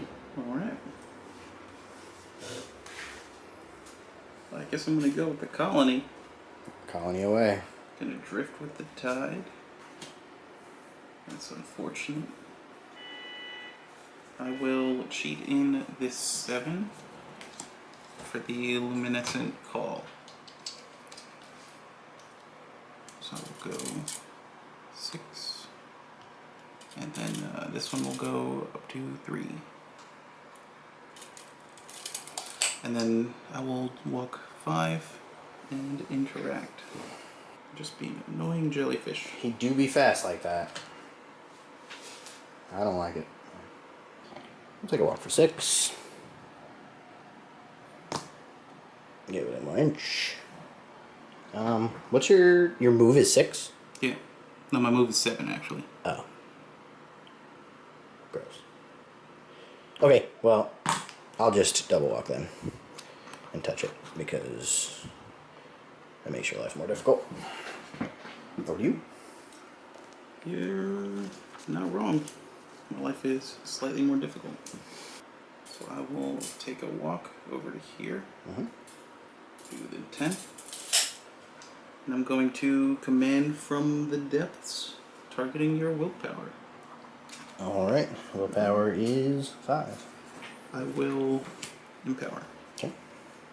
Actually, I will empower. Okay. Red Joker. Oh, alright, you got me there. You can't cheat against a Red Joker, so I'm at a 19. I'm at 18. Alright. Look, I finally had a Red Joker do things for me. Yeah, that was very good. I liked it. I'm going to Hardened Husk on this guy. It's free action. I need a 6. Black Joker. Alright. Alright, Jokers and then Jokers. That's the one to Black Joker on if I gotta do it. What does Hardened Husk do? It would have given him a shielded token. Ah. Okay. So, I'll activate the Fortune Teller. We are gonna walk 6. Alright, over here. We will interact. Decline that. And we will Intuition. Look at the top 3 cards of your Fate deck and then return them in any order. Well, now. I think we'll do that. Over to you. Alright. I think this Shorebound is going to activate. Remove his speed 7 very quick. And then I will Tidal Blast. Okay, I'm gonna empower. We will ditch this 4 for a plus. I'm at a 15. Let it go. Okay. He's done. I will activate the Clown Boy. He's gonna improvise ammo on himself. He's a 6. We will empower with this 3. That's it. So I get an impact token. I get to push 3. And then I'll take a walk. To there. Over to you. Okay. Do you have anything left to go? Mm-hmm. Okay. Alright. I'm gonna charge with this guy. Okay. I will charge the Clown Bot. The Clown Bot. Yep. I always pick on him. Defense is 5. I will not empower. Okay. Alright, I'm on a 15. 17. Alright, he's gonna swing again. Okay. 17. Alright, he's done. Okay. He's going to. You're making up for all your bad luck last I time. see that. Yeah, we're gonna alternate victories here. I think. Maybe we'll see. It was looking good for me the turn 1 last time too, and then everything went sour. He's gonna walk over to here, and then he is going to use the scaling rule. He goes right up to the top, and then just goes until his base is fully supported, and then he's gonna interact. How's the scaling rule work again? You just end in base contact with a piece of scalable terrain or climbable terrain, and you just zip right to the top of it. Super easy. Cool. So he will interact to drop a scheme marker, and he's done. It has to be a walk action, notable. Okay, so I'm gonna do the same thing. Okay. End up here, Mm-hmm. and I will interact. Mm-hmm. All right, end of turn 1. We are tied on the strategy, so we both get a point, and I will choose to remove this scheme marker to get a second point. I will do the same. All right, thought you might. That's a little bit of a silly scheme. I feel like they should have required that we go to like the opponent's table half or something, but Yeah. it is what it is. I guess it's just for learning. All right, end of the turn. We will shuffle our decks and come back. Going into turn 2 here, we've ditched some moderates, and that's what we're looking at. And it will be me first. We are going to activate the Piano Man. We are going to play you out. He's a 6. Don't do it. I'm gonna. Can't stop me. Oh. That's Only not. you can stop me. That's not the right number. That's okay, because we were gonna cheat this probably anyway. So we get 6 tomes. We'll declare Tickle the Ivories. Allies within range maybe we're up to 3. We'll just do like count. And then I get to move myself up to 3. We'll just do like yeah. We're gonna giant crossbow the guy up top. Okay, that's smart. Do I have cover? You do in fact have cover. And what does cover give to me? -1 damage. That's pretty good. I like that. It's not terrible. 6 against defense. I'm on a 10. I'm on a 15. What will you do? I feel like I should go up to a 16 then. Oh, okay. Well, I feel like I should go up to a 17. Oh. And I'll declare pulled here and there. So 3 damage down to 2 because of cover. Yep. And then I get to push you, move you 3. So I will move you to here, and you'll fall. Because you go at least 2 inches, you'll take a point of damage. And they have 7, which is the wrong amount of health. I wish they had 6. But it is what it is. So after that, we'll charge you. Like so. Okay. 6 against defense. 19. I'm at a 12. I will not cheat. That's 1 raise that you'll ignore. Yeah, 3 damage. Would be 4 down to 3 because you ignore this thing. Yeah. Alright. That's it. Over to you. I think I will activate the fish monster. Uh-huh. And then I will tidal blast on the fortune teller. Let's resist defense. Defense 5. Alright. I'm on that. Oh, I forgot to use my thing. Oh well, I didn't say it. I'm at a 10.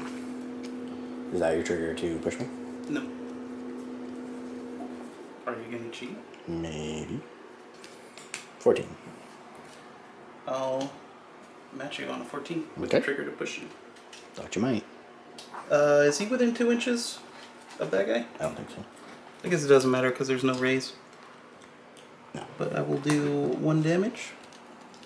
Is that No. calculating for the tie?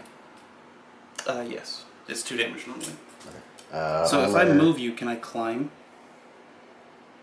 No, that's only for a walk. Okay. I guess I will move you right over to Mia. Mm-hmm. Base to base. And I can drop a ski marker. Do you use ski markers for anything? Or is this just for funsies? I don't get access to this yet, right? So no, it's just for funsies. Alright. Just to get into the habit of doing it. Yeah, correctly. fair enough. With his second action, he'll swing on the fortune teller again. Alright. Defense 5. Big 7. I'm on a big 7 as well. I don't care about this card, so. 9. I guess I will go up to a 14 with crit strike. Okay. So 3 damage. That's a raise and a crit check. Should be 4 now. It is a raise? Yeah. Yeah, then 4 damage. Takes 3. Alright, I will activate the fortune teller. We are going to crystal to the head on the Shoreband Sentinel. 7 against defense. I like 7s. At a 17. I'll go up to a 6. You're at a 17? Mm-hmm. Accuracy 7. Alright. Pretty good. I'm fine then. Okay. That'll do 1 damage. Oh no. He squish. Oh no. I get a soul stone? You do in fact get a soul stone because he squish. Nice. I'm gonna go back where I was because I was happy over there, and I don't like that you moved me. It was very rude. We'll go to the other side of it because I'm afraid of bad things happening. And we will then look at the top 3 cards of the Fate deck and return them in any order. Let's see what we get. Should have done this first. But here we are. Oh, fun. Let's do... yeah, we'll do that. I think I will activate the Silent Siren. Siren away. I will walk. Incline. I will interact. And then You can only get that point once per game. Oh, once per game? Yeah. Oh, I'm not going to do that. Yeah. I'm probably not going to put myself in Okay, danger. fair enough. I think I'll still walk. Make sure I'm within 10. Yeah. And then I will try to obey that lady. Your willpower 6? I am, in fact. Alright, so we are evenly matched. I will... Do we need to get clarification on whether that's going to turn into mine or yours if you interact with it? Yeah, probably. So we have consulted with one Brandon from the Danger Planet, perhaps you've heard of it, and we have determined that if you obey me, you can make me drop your ski marker if you'd like, although that's not going to help you here. But because of the way that this scenario works, you can't make me unpush the button, because when I interact with that button, it will always become mine. So, what would you like to do? I'm gonna try to obey. Oh. I'm gonna empower. Okay, so I will be... Is it willpower? It's willpower, yeah. Willpower 6. Alright. 13. 16. Alright. Do your worst. I'm gonna make you walk. Wow. Ba-ba-ba. What's your speed? 6. Oh, you're fast. Didn't like that. So I guess I'll just put you right there. Didn't like that at all. Alright. And now I will Hardened Husk on this guy. Try to give him shielded again. Need a 6. Hey, I got it. And then I will give him shielded, and I will spend a soul stone to let him declare an action. And I think he will declare a charge. He's engaged. Oh, Do you that's ignore true. that? I do not ignore that. I only ignore that on the command from the depths. Okay. I will do my other thing. Mm-hmm. The other thing. Drift with the tide. Need a 6. Oh, and I get the trigger. Okay. So I will move 6 inches. Finish over, both of them will get injured. Okay. So you know if you interact within 6 of the fortune teller, you have to discard a card. Yeah, it's fine. And then he will move 3 inches. Why did he move 3 inches? From the luminescent call. Yeah. It's just line of sight, there's no range to it. Didn't like it. And he's done. Done, you say. Alright. I'm gonna activate this bucket bot. Mechanical misfit. It's not the bucket bot. I'm gonna improvise the ammo on the fortune teller. That's gonna need a 6. That'll fail with a 2. I'll cheat an 8. So get an impact token and then move 3. We're just gonna go around and touch the button. Boop. Right. And then we will electrical jolt on the colony. 5 against your defense. Okay, defense is 6. It's almost like I knew that was gonna happen. Oh wow. So I'm at a 19. I'm You're at a 16. Yeah. That's unfortunate. I'll declare convulsions. So 2 damage. And then I get to move you up to 3. And then you have to discard a card, or I get to move you up to 3. Is it I discard a card or you move up to 3? Oh, yes. Yeah. That's correct.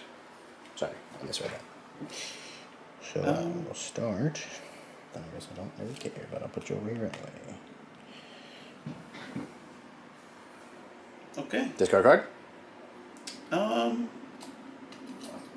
No. I don't care if you move 3 inches. Okay.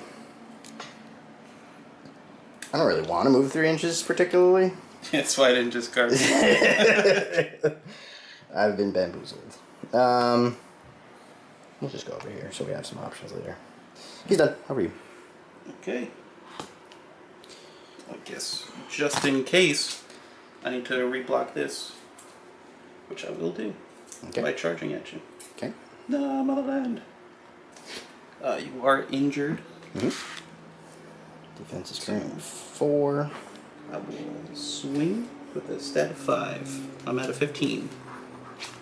I'm at a 5. Oh, double raise. 13.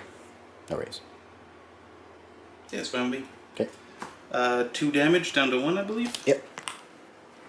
And then I will swing a second time. Indeed. Oh. Wow, look. Another 1. I'm at 17. I'm at a 5. Double raise. Yeah. That would be 4. Yeah. And they would all go through. That's disgusting. I hate it. You know, I lined up that red joker hoping you'd flip low. Flip to 10. No raise. Great. Yeah. Excellent. Okay, go for it. 4 damage. 4 damage. Let's just have him take a poke at you. Clown? Yeah. No, this guy. Okay. Makes sense to This is me. gonna be the bucket guy. So 16 defense. Black Joker. Excellent. So I'm on it's Black Joker 0, right? Yep. I'm on a 6. I'm at a 14, so 1 raise, which doesn't help me. And I could heal myself, but it doesn't help me, so 2 damage. Alright. Out of all the Black Jokers I could have suffered, that one is not that bad. Well, that's the nice thing about your thing, is that, Yeah. like, I've almost never benefited from raises. I'll do it again. 18. 13. Would be a raise, but it isn't a raise, so... Yeah. One cheat. Nope. 2 damage. Boop, boop. Over to you. Alright. I'm gonna Hardened Husk on myself. Mm-hmm. Goes off, I get my shielded. And then I will swing on... Do any of these have damage on them yet? Nope. I'll swing on the Clown Bot. Okay. Defense 5. Alright. I'm not gonna cheat. Okay. Over to moi. Yep, over to you. How much else do you have left now? 3 and a shielded. Gross. Okay. I think I'll just poke you instead of trying to do something fancy, because 6 against defense. Wow. We're tied. 19. Don't like that. So that'll add 1. Tied reduces 1, so 2 damage. Alright, down to 1 damage. 2 left. 2 left. Do it again. Just gotta hit me. Wanna cheat? You'll cheat up to 16. Alright, you did it. 2 damage. Bye bye. And I get my thing back. Your soul's done. Okay, I'm out. Over to you. Alright. Colony's gonna go. Colony o'clock. I'm gonna try to shuffle over there. Don't make it. Oh, psych! Yeah. About that. Yeah, I'm just gonna shuffle right over to Meow. Then I will swing at you. Mm-hmm. Oh. Yep, that's not what I wanted to see. It's really unfortunate. Yeah. I'm at a 10. I'm at a 18. So 1 raise. You'd be at a 9.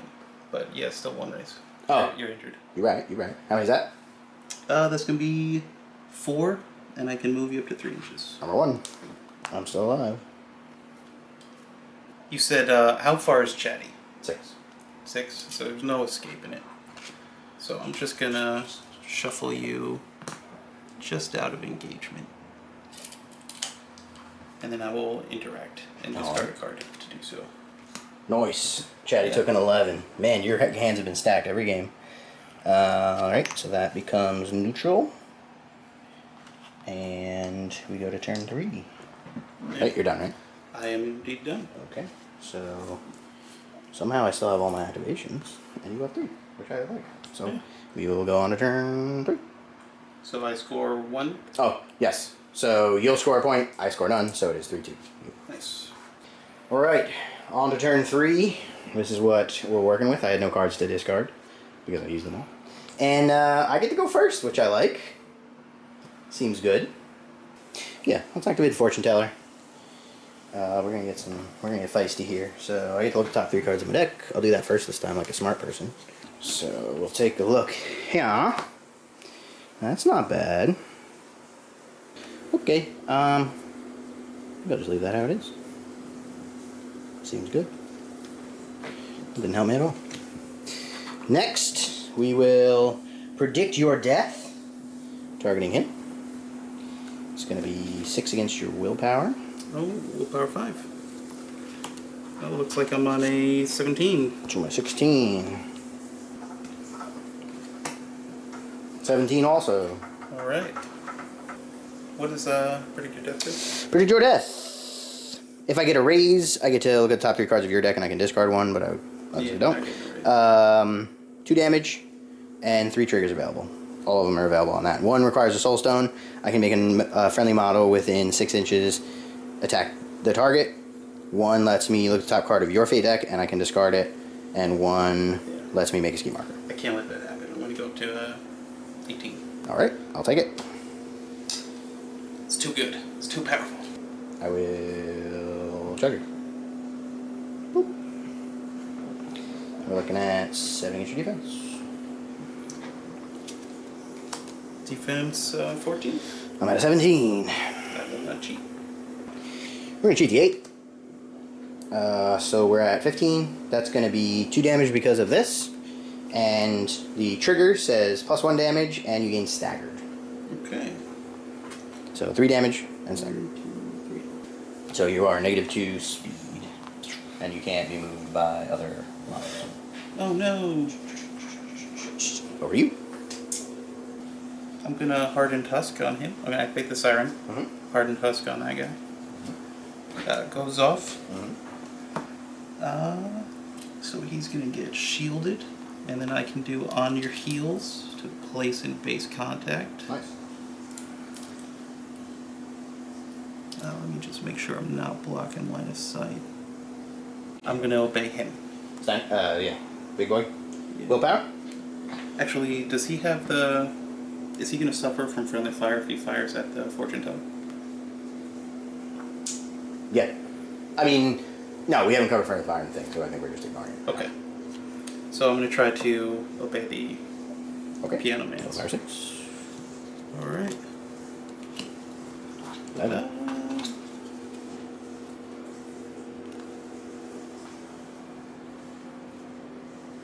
I will cheat up to a 16. Okay. Do your worst.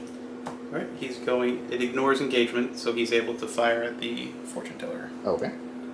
Which I will do. Defense 5, you are on accuracy 6. Cool. So currently at 8. I'm at a 9. I will go up to a 16, I think. I don't think there's any way that I save her, so yeah, she did. Alright. I'll take this whole thing. And then I will walk. And touch that. And the siren is done. Siren full health? Yep. Alright. I'm gonna activate Siren. I'm gonna empower to let you out. That. So it needs a 6. Wow. Incredible. So we'll cheat this. And the only thing it's going to do is let me move 3.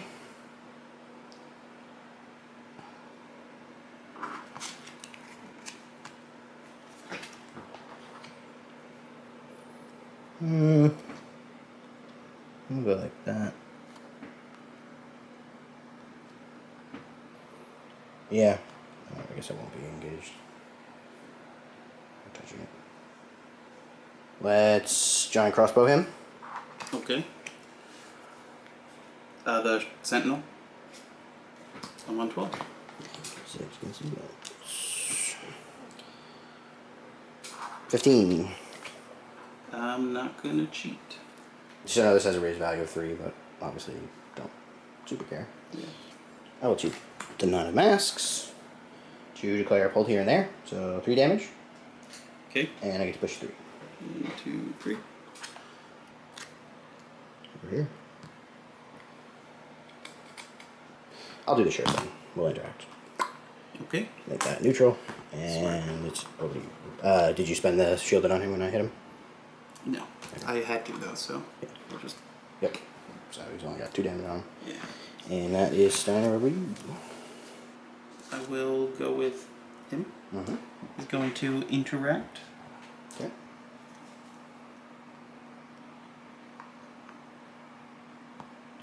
Does staggered affect the range of my move? Like the drift with the tides? No.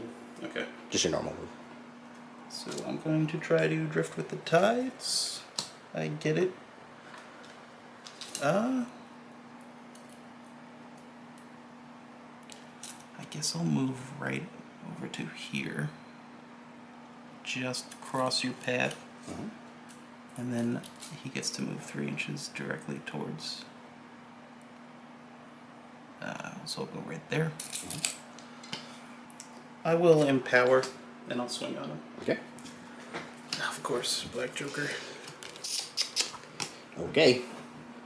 Let's do him. Makes sense. We are going to improvise ammo on the guy up top. Needs a 6. Got it. Cheat that for the knock aside trigger. You gonna take a damage on the way down? Yes, he is. Take an impact. I'll take a point of damage. And then we'll shoot the siren. 5 against defense. Oh, I'm on a 6. I'm on a 10. It'll go up to a 14. I think I'll save that. Over to you. Okay. I'll activate him. Mm-hmm. And he will walk. It's 3.5, I guess. And then 7 and touch this. And he's done. I will activate him. Uh-oh. We are going to electrical jolt on the siren. So 5 against defense. I'm on a 11. 13. What's the damage? 2. You have a trigger to move me with that? I do, but it's not on crows. I'll tell you. 13. Okay, so 1 damage. 2. 2 damage actually, because I have an impact over it. Okay. We will do it again. I'm on a 15. That's the trigger to move you. Yeah, I'm not going to do anything. Okay, so 2 damage, and I get to move you 3. Yep. Then you can discard a card, or I get to move myself 3. I will pitch the card. Okay. So he is done. And I don't remember which of them I said I activated before, but I'll activate the other one. I'll flip this, and then I'll shoot you again. Okay. Oh, actually, I can charge you. Activate combat. And I'll charge you. That'll be 6 against your defense. I'm on an 8. I'm on an 8. No, you don't have any cards in hand. You have no cards. Nope. Does she ignore the first raise? Yes. Gross. Well, we'll just do 2 damage then. Death by 1,000 cuts. That is turn. So we both get a point. Yeah. And the best I can hope for is a tie. Alright, so going into turn 4, and somehow, even though I'm killing a lot of fish monsters, it's still 4-3, and the best I can hope for here is a tie. In a normal game, the last turn you'd have the opportunity to get 2 points, but not here. So, this time you go first. I do. I feel like I gotta go with the colony. Colony away. I think I'm going to drift with the tides. Goes off.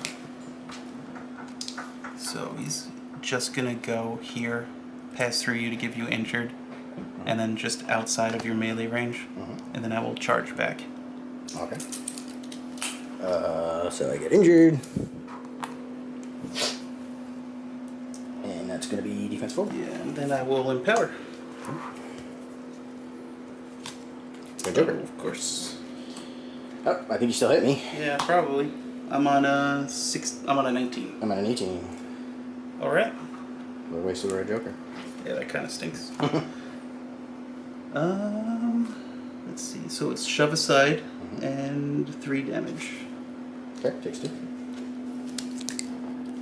So push you 4, and then I will interact. Okay. And flip this strategy marker. I'm gonna activate that guy in the back. Uh-oh. We are going to improvise ammo. Needs a 6. I'm going to empower. This is not against you, this is doing to me. Doesn't work. We'll cheat the 6 to get an impact token. King of failing the simple duels. That's how it works. And then we will attack you. 6 against defense. I will empower. Let's do it. I got a 7. I'm on a 17. 19. Alright. So that's 2 damage. 3 damage. Alright, that killed her. Bye bye.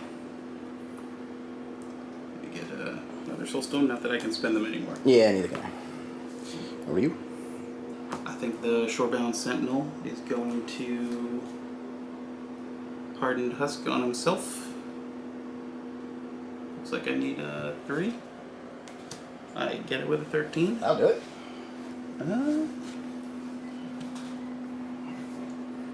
Yeah, I guess it doesn't matter. So he's going to get a shielded, and then I'll charge that guy. Still touching, and I'll just swing at him. Yep. That's 4. I will empower with this. Looks like I'm on a 16. I'm on a 10, so you would get 1 raise, and do you have crit strike? Yes, Does that I'm get empowered for 4? crit strike. Yep. Great. So it'll be 4 damage. Sweet. I'll take 3. And that is it for the turn. For you. Yeah. Not for me. So I just gotta move you and claim a marker, is what you're telling me. Yep. That's what I'm saying. Okay. I'm just gonna move so that I'm in range to shoot you, and we'll do a shot. This is 5 against defense. I will empower. Okay. 14. 18. Okay. It's crazy that you've killed over half my faction, and shit's got to go perfect for you to tie the game. I need, yeah, I needed suits different, and I don't have the right suits. I mean, I have options, but it's still going to require a decent amount of luck, which is not fantastic. I don't think I have any good options here, so we're going to activate Cauldron Bot, and we are going to try to shoot the Sentinel. Yeah, 5 against defense, I'll empower. Alright, I'm on 17. That's not top definitely a crow, but I get 1 more chance. Well, that's a crow. Okay, GG. You win. Good game. Steiner don't have enough AP to move you and also push the buttons twice, so. This does not feel like a 1 game for me, considering my entire faction was annihilated. I think the issue is you just, because it's only 4 turns, you really have to go after the objective. Oh, yeah. I could have just killed the rest of your models, but I would have never been able to push any buttons. If there was another turn, I could have wiped you, and then I don't think the game has a rule where if you're tabled at the end of the turn, you lose. I think you still win on points, because that's the spirit of the game. So, yeah, I guess my mistake was just not going for the schemes on turn 2. Crazy. That colony is pretty intense. Yeah, he's a very useful piece. Yeah. Well, let's see what happens in round 5. On to scenario number 5. Kings and Queens. Lightning splits the sky as torrents of rain drown the battlefield. The pools have widened, and with them, the struggle for control surges to a boiling point. The Silken King emerges at last, his presence regal and unsettling. The Clockwork Queen stands resolute, her frame humming with stored time. Each knows this is more than a battle. It is a chance to shape the future. As the storm roars and rival forces clash, hidden objectives come into play. The battle is no longer just about who survives, but who outmaneuvers the other when it matters most. So we have set up the board according to the diagram. We are now on a 3x3, and we have our full crews from the starter box. So this is going to be a 7-on-7. We've added the master and their totems. Not only that, but we're going to be playing a proper strategy here. Boundary dispute. After deployment zones are chosen, starting with the attacker, each player alternates making 3 strategy markers completely in their deployment zone, not within 6 inches of another strategy marker. Strategy markers are friendly to the players that made them. A modified target strategy marker with the interact action to place it within 6 inches of its current location, not in base contact with any models. Scoring at the end of every turn, the crew with the most friendly strategy markers completely on the enemy table half gains 1 VP. Strategy markers completely in the enemy deployment zone are counted twice. In the case of a tie, both crews gain a VP. Then the crew that has scored the least total VP from this strategy this game may select any one friendly strategy marker and place it within 4 inches of its current location, not in base contact with any models. Double any victory points gained from this strategy on turn 4. So, like with most things in this, it's going to be 1 point per turn, 2 points on the last turn. That's how all of these strategies work in the new edition. And this is basically going to be, we have 3 markers each, and we're just trying to kick them across the board and get them as far into the enemy's table as we can without them doing the same to us. We are also going to have a Soulstone pool of 6. We are going to start with a randomly generated scheme, which is interesting. And the most important thing is we're going to start with our crew cards, which give us additional abilities. And obviously there's a courtesy card for our opponent to look at. Crew cards and totems. Each master has a totem, a free model that comes along. That's the encounter setup. We're actually going to flip for initiative. We also have our associated crew cards, which is going to give me access to 1 robot's trash and fixer-upper, and he's going to have access to Undertow and Swept Away. Masters are the leaders of their crews and may take up to 3 actions during their activation, plus the signature, instead of the normal 2. So that's very powerful. And more Soulstone uses. Some actions have a Soulstone in front. This means the Soulstone must be spent to take the action. Even the action is unsuccessful, the stone is still spent. Note there are 2 symbols in front. So Fixer-Upper may be taken as a signature action without using one of the model's actions, but the stone will still be spent. Remains markers. Whenever a model is killed, it makes a friendly remains marker within 1 inch of itself. This represents the model's remains, even ghosts leave residue behind. So instead of a corpse and a scrap like it used to be, everybody just leaves a remains. These markers have no inherent effect, but many actions and abilities use them, particularly those in Ampersand. Negative flips. Whenever a model receives a negative to a duel, you flip an additional card, and you have to take the card with a lower value. Negatives and positives cancel each other out, and they also stack. Note that the red joker can always be chosen even on a negative, but the black joker always takes precedent. Marker limit, so there can always only be 5 of any given marker in play at a time. If you add another one, you have to take one away. Different raise values, so some, I think this already came up, but some attacks have a raise value of 3. So instead of raising a 5, you'll have a raise on a 3. So they're a little bit easier to spike some damage. Resisting simple duels. So this is just explaining how target numbers work. I don't know if we weren't supposed to use simple duels in the previous rounds, but we did. So you'll have a skill number, and you have to flip to meet or beat the target number. Severe terrain. Some terrain is classified as severe, such as that around Bucket Bot due to its oil spills. When moving through the terrain, every inch moved requires twice as much movement. Concealing terrain. If a line of sight is drawn, at least an inch of it is drawn through concealing terrain, the defender has concealment. When the defender has concealment, the attacker receives a negative to their rule. Also note, if you've played previous editions, now with a negative twist, you can still cheat, which is a big deal. Schemes. So this is just explaining how schemes work. So basically you're going to have a scheme card.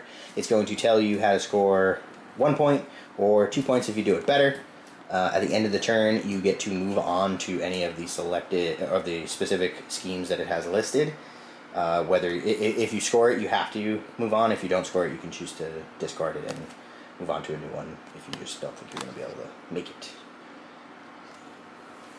Objective. So this is just saying we're using the boundary dispute strategy and to make sure you know what your scheme says. And that's it for round 5. And this is just explaining some additional stuff for when you go into a full game. So that's kind of the end of the book here. So we'll get going. So the first thing we got to do, unlike in a normal game, is we're actually going to flip for for initiative, effectively, or attacker defender. So why don't you flip me a card there? I got a 3. You got a 7. You will be the attacker. So after deployment zones are chosen, they're already set. Starting with the attacker, each player alternates making 3 strategy markers completely in their deployment zone, not within 6 inches of another strategy marker. So, over to you. Well, considering that we have predetermined deployments, our strategy markers are set up basically mirroring each other. We have 1, 2, 3, 1, 2, 3. And we will draw up, and then it's over to you, Mr. Kevin. Alright. So this is turn 1 hand. We're kicking it off in style, as always. I will activate the Urchin. He's gonna first try to obscene ritual. I need a 6, it looks like. Well, That'll do it. that's a very fortuitous. Red Joker it is. Yeah. Oh, I don't need to activate the trigger, so I'll just ignore that red joker. But I'm gonna put that scheme marker right here. Gross. Then he will walk. Looks like he's speed 6. So I'll go up to here, and then I will interact to kick it up. It's 6 inches. Yep, place. So it doesn't have to be holding in. I'll go right there. And he's done. Alright, I'm gonna start off by activating Mr. Bathtub Bot. And we are gonna improvise ammo. You know what? First we'll interact with this. And we'll kick it 6. I would normally measure this beforehand, but I only have one hand right now. So, interact, and then we will improvise the ammo on... we're gonna do the Cauldron Bot. Let's see what happens. So we need a 6. 6 of crows. It's not the suit I wanted, but that's okay. So I'll get an impact marker, and it's over to you. I'm going to activate this shore-bound sentinel. He will move 6. Finish just within an inch. And then interact. Place it within 6. Should go right there. And I'm done. Alright. Alright, I'm going to activate Steiner. He is going to take a walk. Go right up to there. And I think everybody's now within 2. So we will do a play you out as a bonus. Needs a 6. 11 of masks, you say. Hey look, a mask. Not the one I wanted. Allies within range may move up to 3. So that's everybody. So we'll do like here. We'll do like here. We'll do like here. Like here. Like here. Oops. And like here. Nobody's in range, so I guess I'll just take another walk.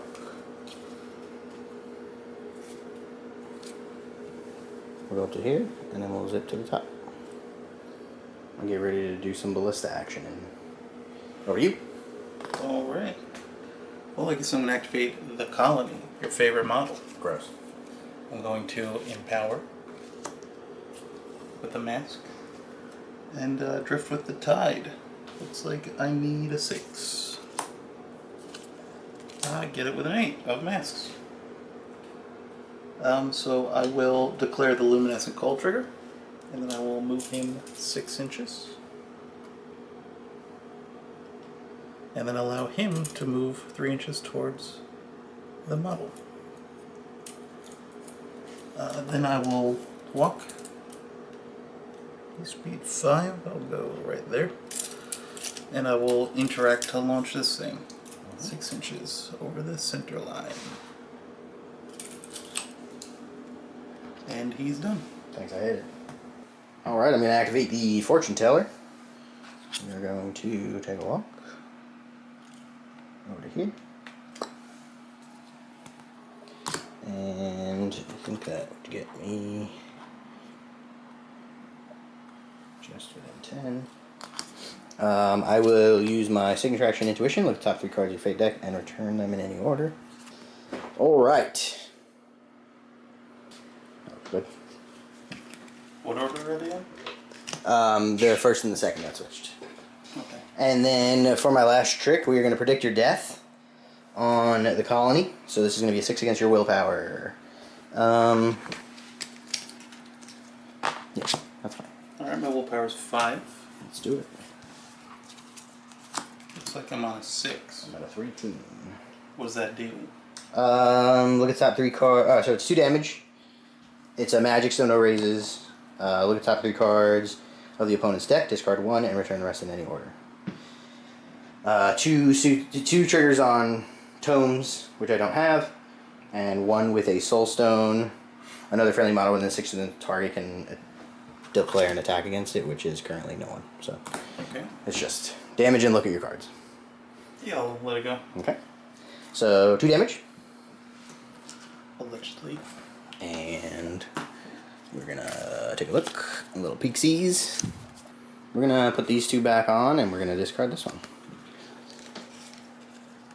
You can get rid of that 10 for me, and she's all done. I think I'm going to activate the Silent Siren. She will take a walk. Speed 6. Pretty nice. Go right here. I will then do my Hardened Husk action, range 8, targeting the colony. I will also empower with a mask.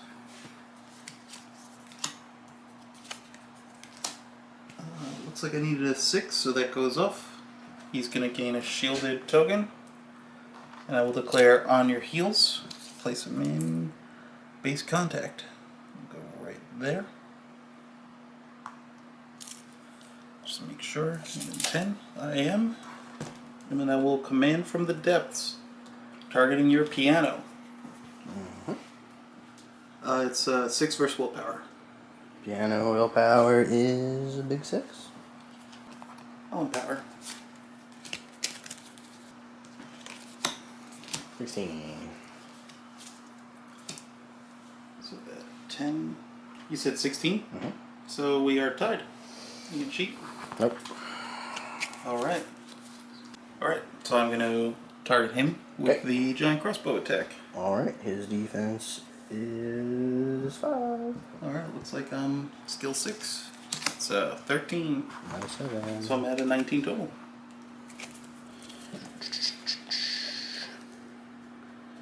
Two raises, eh? Yeah. Alright, go for it. Okay. 4 damage. There's a trigger on here that makes you discard a random card. Does that happen before the attack or after? The trigger would be after. Okay. Otherwise. Cool. Yeah. What's so the damage on it? 2 or 3? 3. So Plus, 5. How many raises? 2. 2. Yeah, so 5 damage total. So take 4. Yeah. Unfortunately, did not get the mask. You attacked the one that had activated, right? The one that hadn't activated. You specifically... Yes. That's the one that has activated. That has activated? Yeah. Oh, I thought you said he didn't activate. I said he's the only one that has activated. Yeah. Did you want to do this one? Yeah, I want to do that one. Okay. I And discard a then card? You discard a card at random. Okay. Why don't you do the honors of choosing one then? Because I can't shuffle them. I'll choose the middle one. Okay. Not bad. And that's it for the Siren. I'm going to activate Cauldron Bot. We are going to improvise ammo on Bathwater Bot. He needs a 6. That's a 4. That will fail. And we will do the same thing. That'll fail. Over to you. Defective deck. Indeed. I'm going to change my channel name. I guess I will activate the Silent King. Silent King away.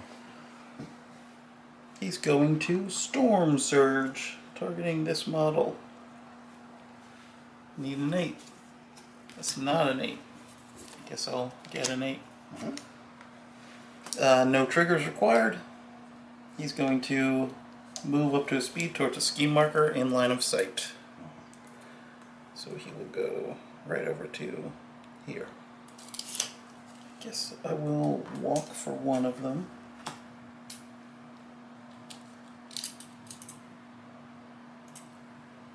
Go right here. Gotta get within 8, so I will walk again right to here. And then I will target him with a Lost to the Deep. It's targeting willpower. Willpower on the Piano Man is 6. I will empower. So will I. Nice. I got good cards in here somewhere. Look at that. Nice. So you're at what? 19. 19? We'll go up to a 19. Sweet. What do I do? So nothing. Sweet. That's Because I did not receive a raise. Okay. But with the arc trigger, I may now target a different model within range of line of sight, as if it were coming from him. Okay. What's your lowest What willpower? would the effect be if you... Discard a random card. Got it. Willpower... The Misfits are 5. Cool. So is the Bucket Bot, my totem, and so is my Master. Alright. So I will arc it, I guess, to this guy. Alright. Oh, it's 3 damage still, so at least I get 2 damage off of 1 after armor. We're tied, so it's 1. Yeah. Not on this guy, this guy. Right, so it's 3 damage. Yeah. -1 for armor, -1 because we're tied. Exactly. Okay. Over to Clown Bot. Yep. And it's resist willpower. Power 5, I will empower again. Wow. I am on a 9. I'm on an 11. Alright, so it doesn't go off. Okay. It's a good thing you empowered. Yep, indeed. He's done. I will activate the Bucket Bot. We are going to spend a Soul Stone to resupply. So, once per turn, draw up to 2 cards from the smallest discard pile values 1 through 5. I will draw Lycana. And then we will... Let's do a Parts Delivery as a signature. Let's do an Empower with that 3. And we need a 6. Nice. That'll go. Wow. Oof. Okay, so I'm going to create a remains marker within 6 inches, and then everybody within 2 gets an impact token. Oh no, I'm sorry. A friendly model within 2 gets an impact token. Exactly 2 away from her. And we'll give her an impact token. And then we're going to interact with this. Place it in 6. And so do you. Okay. I'll activate this guy. He will interact on the strategy marker. Kick the can. And then he will walk. We have left? Just this guy. Alright, I'm going to activate the Clockwork Queen. She is going to use our Fixer-Upper action as a signature. And we're going to empower with this 5 of Masks. We're targeting the Clown Bot, So we need a 3. We get a 9, so he's going to heal 3. Nice. Down to 1 damage. He is going to push 2. And then I get to place in-base contact with him. Like, yeah. And for my next trick, I will walk 7. 6, 7. Like that. I will walk again. Just get right over to there. And then we'll interact. Just put that on the line so that it doesn't count. Oh, I can't place it. You could just kick it 6 inches straight over there on the center line. That's probably... Yeah, but you're faster than me. I'd rather make you come fight me. Yeah, fair enough. Yeah, I can't move it into base contact with myself, so I actually have to leave it there or push it that way, which is not ideal. Although I could do this. Yeah. How about them apples? Yeah, that sounds good. She's up. Okay, I'll activate him. He will walk. Hello. And I'll target you with a swept away action off of my card. I need to spend a stone. To resist defense, I will empower. On the combat? Yeah. I will also empower. Okay, I'm on 18. I'm on a defense, you said? Yeah, resist 9. defense. 9. Alright. So that would be 1 raise. Each raise allows me to move you up to 2 inches. Okay. And it is damage 3. You're not cheating, I'm assuming? No. Okay, so with the 1 raise, it's 4 damage. And then I'll just push you 2 inches backwards. Get back where you started. Nice. Okay, so we're going to go with the clown bot. We are going to electric jolt you. I'll discard that for the crows and a plus, and I will also discard this for a plus because I'm a greedy little boy. So 5 against defense on the dude on the marker. Okay. I'm on a 17. 18. All right. What's that do? Okay, so this is going to be 2 damage. Okay. I can move the target up to 3, and then you either discard a card, or I can move myself up to 3. All right. I can't discard a card. That's what I like to hear. You're out of cards. So I'll move you like that. And then I'll move me like that. And for my second AP, I'll interact.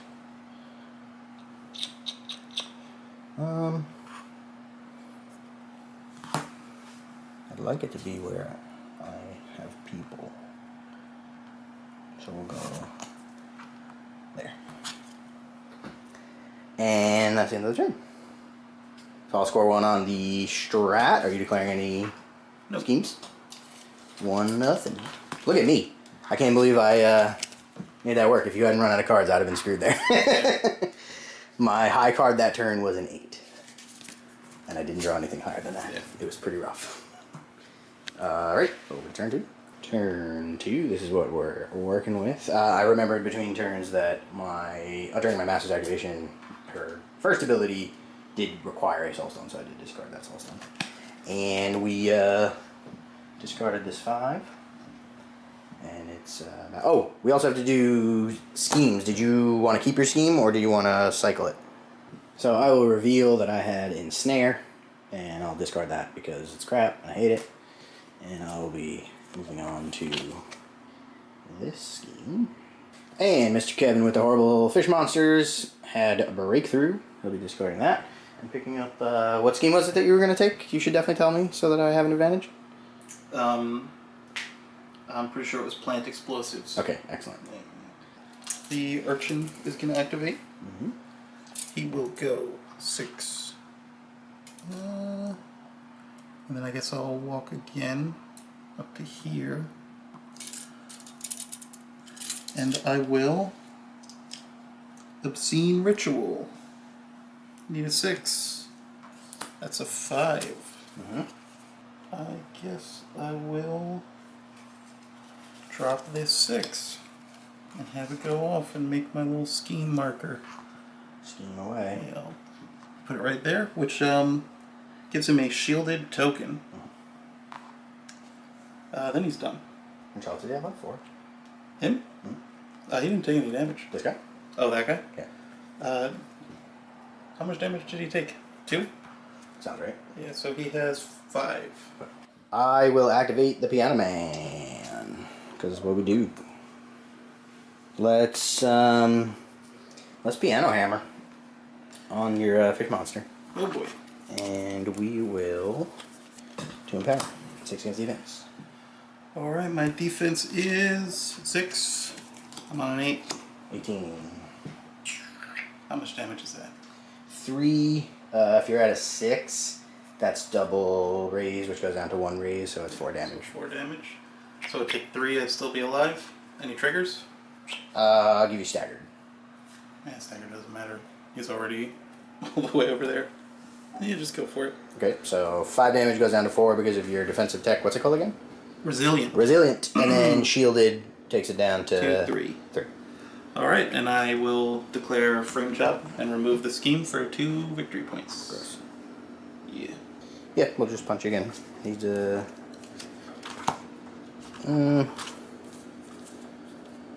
yeah, we'll just go raw. 6 against defense. Actually, you have 2 health left? 2 health, Yeah, going raw. Alright, I will empower. Here's hoping. Nice. We died.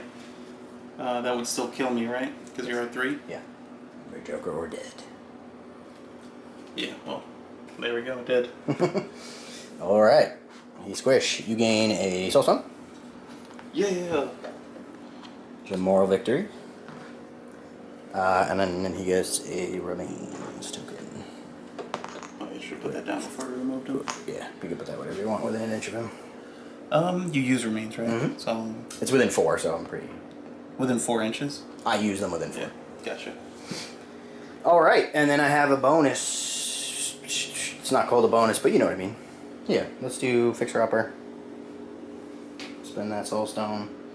And it needs a 3. I'll target to climb up. Try to put him back up to not dying levels of health. Wow, what a waste. Oh boy. So that gives me a double raise, so he can move 4. And I get... and he heals for 3. So back to only 1 damage. I didn't get the trigger. So he's so far. I'm just gonna kick him up to there. Hide him behind the terrain there. That's fine. Standard's done. How are you? I think I will activate the Silken King. I'll spend a soul stone. I'll spend his soul stone specifically. For Royal Escort when he activates, he and 2 allies may move 5 inches. That's too many. Yeah. Man, So some I slippery guess- little bastards, huh? He will go right in there. Wow, gross. He will go right there. That shielded is on him. He will go, I guess, I want to finish with an 8 of this guy. I'll go right there. And I'll start slinging. Sling away. I think I will do Lust of the Deep on this guy. Okay. Here's his willpower. Let's do... yeah, that's fine. I'm on 15. I'm on 10. So that's 3 damage. It's just 5-3. Yep. Okay. You take 2 down to 1 for cover. So I thought it just didn't affect raises. Huh? I thought it doesn't affect raises. Raises don't do extra damage. And it also reduces the damage of the attack? Cover reduces the damage for the attack. Okay. So raises don't do extra damage because it's magical. Correct. Cover affects everything, even melee attacks now. Okay. Which is a little weird, but... and since I received a raise, you have to discard a random card. choose your fate. Middle one. Nice. Wow. That ability has paid bank for you. Yeah, it's done some serious dividends. I'm gonna do it again. Okay.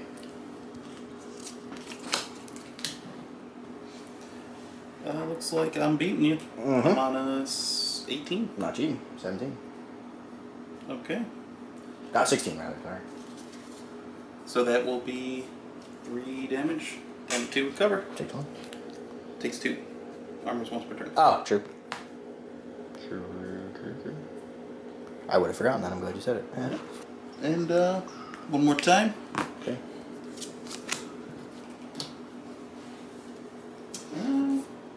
12 to your 10. I'll go up to a 14. Well, in that case, I'll go up to a 15. Cool. With the no triggers. Done? No, I'm gonna do Swept Away now. Okay. Was that first thing you did just a front of the card ability? Yep.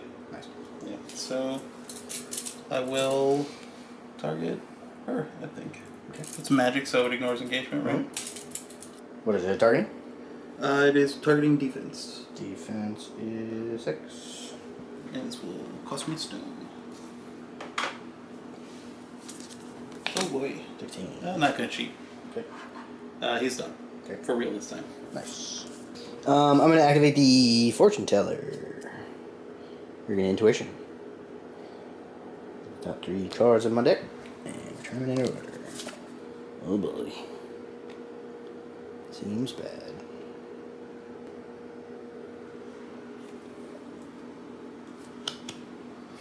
We'll go like that. And then we will predict your death on the colony. This is 6 against your willpower. I will empower it with a. We'll use the 4 crows. Alright. I'm on a. You said willpower? Mm-hmm. I'm on a 17. I'm on a 16. Okay. Over. And we're gonna do it again. Yeah, we'll empower with that.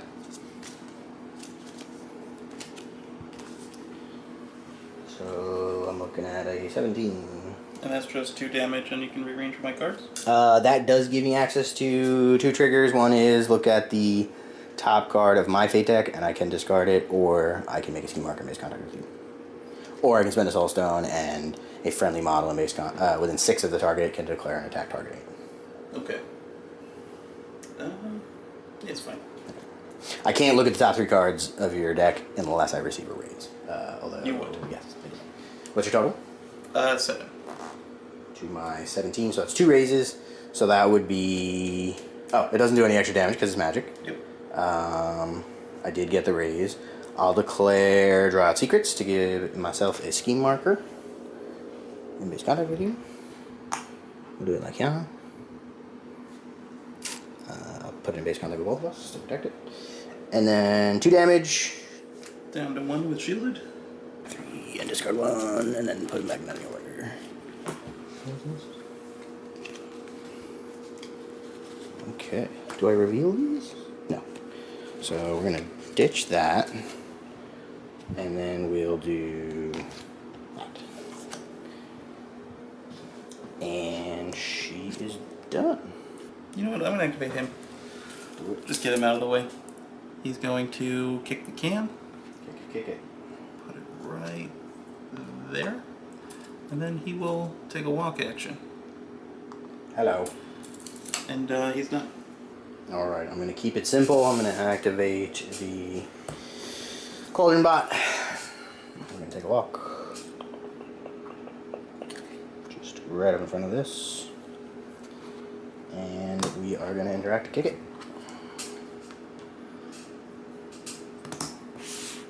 Like that. That's him. How are you? I'm going to activate the Silent Siren. I'm going to Hardened Husk. I know you put the 2 top cards there, so I'm going to empower and try to burn through them. Okay. I am targeting the colony. I guess I will also spend a soul stone for the inescapable current trigger. I have to do that before the flip, right?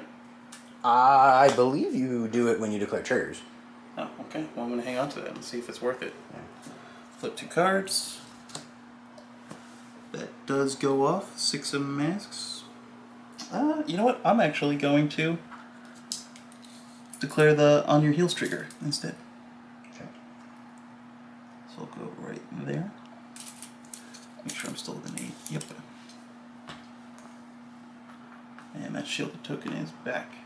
I will command from the depths, targeting this guy. Okay. Willpower? Yep, resist willpower. I'm on a 17.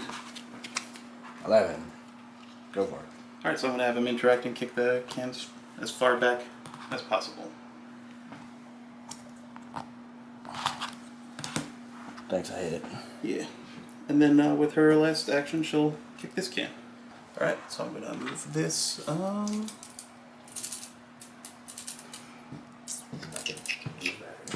move it somewhere where almost no one's gone yet. Put it right there. Done. Bucketbot is going to take a walk. Speed 6. We'll go right around to here. And interact with this. Yeah, so we're just going to kick it to there. Okay. No, you mind if I take that back? I don't mind. I'm going to leave that there because you're just going to kick it back over the line. You're not wrong. That's a thing you're going to do. I'm going to drop a soul stone to resupply. Draw 2. We're going to pick up these 2. And then we are going to parts delivery. Needs a 6. That is an 8 of crows. So I get to drop a remains token. And then allies within 2 of it get a bolster token. So I'll drop it like here. And they'll all get a bolster. We'll just have to remember that they all have it. Because we'll hit the end of the turn. And he's done. Okay. Yeah, colony is gonna go. He's gonna colonize. Colonize away. I will drift with the tide. Need a 6. That's an 8. You got it. Alright. So I'm just gonna cross over here with my move. That will give him injured. Okay. I'll just lose this. Oh, nice. I didn't realize you bolstered yourself. Then he will walk. I will go right here. And then I will kick the bucket. All the way to here. And he's done. Alright, I'm going to activate the clown bot. We'll improvise ammo. Targeting this guy. And we will empower with that. Didn't need it. So he'll gain an impact and he will push 2, 3. Move, not push. I should use the right words because I know how to play this game. Alright, we're gonna charge the siren. No, wait. This is gonna be 6 against defense. I guess I'm at a 17. Alright, he's done. Over to you. I guess I will try. I'll activate him. He's going to try to sweep away this guy. Let me just make sure I'm not cheating and I'm actually in range. Yes. What's the target? It is targeting defense. Okay, I currently have a 6. Alright, I'm at a 7. 17. Alright, well, you get to keep that. So now he will just charge. Okay. Speed 7. That was a bonus action, by the way. Finish right there. Since I'm within 6, I have to discard to declare triggers, right? No, Chatty is discard to interact. Okay, cool. I will spend a soul stone and remove this scheme. Also, within 4 of him is severe terrain. I don't know if that affects your move. I think I'd be fine. Within 4, you said? Yeah. So I go Like 1, 2, 3, and then 2 inches. Yeah, it'd be like right there. Okay. So I think I'm out of range of him. Okay. I would just target him. Okay. Same deal. Spending a soul stone, removing the scheme marker. So eating my scheme to put you on a negative. Put me on a negative. Got it. And this is just a regular attack. Thanks, I hate it. Black Joker. I'm on a negative, so 7. Oh. Okay. Yeah. So doesn't go off. Okay. I'm RIP. I think I will just take a walk action and make sure that I'm engaging both and touching your strategy marker. And I'm done. Oh, okay. So once again, I'm faced with the choice: do I go after the strategy, the points, or do I just beat the crap out of the fish monsters? And I can tie up the strategy for this turn, but it's going to cost everything plus a soul stone, and I'll do nothing else. And that seems like a bad idea. I really don't like that plan. Although I could fight you from range. That's an interesting thought. Yeah, let's try the sneaky business. Let's try it. I think there's a better odds than I thought. Things will have to go right here, but that's fine. They always do. They always do. Famous last words. So we're gonna activate the bucket bot back here. Not the bucket bot. The other guy. They all look like bucket bots. If you really think about it. We're gonna run over here. Keeping line of sight to my master. We are going to... Oh, you're supposed to discard a card when you interact. I totally forgot. Oops. I should remember my abilities. Yeah. I'm going to interact that. Here. Sweet, I got that 7 out of your hand. Put that right back over the line. And we will once again use Fixer Upper. I'm going to target my master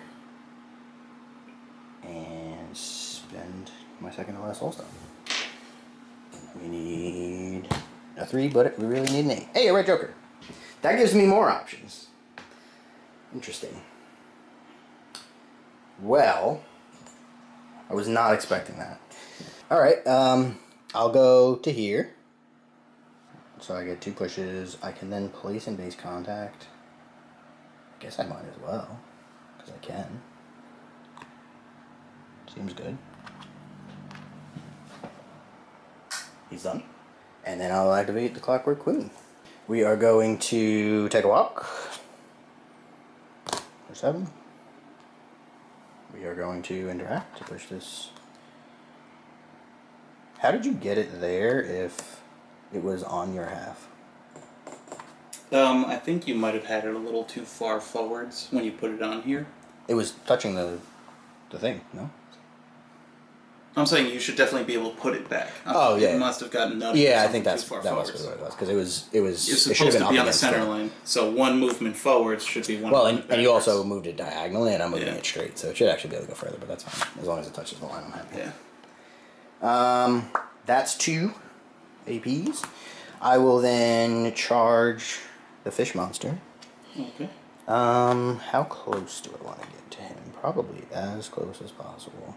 Yeah, so we'll charge back to here. 6 against defense. And I will discard the remains for a plus. Do I also want power? There's a black joker in there. I probably don't. Yeah. So 6 against defense on the dude. I'm on a 16.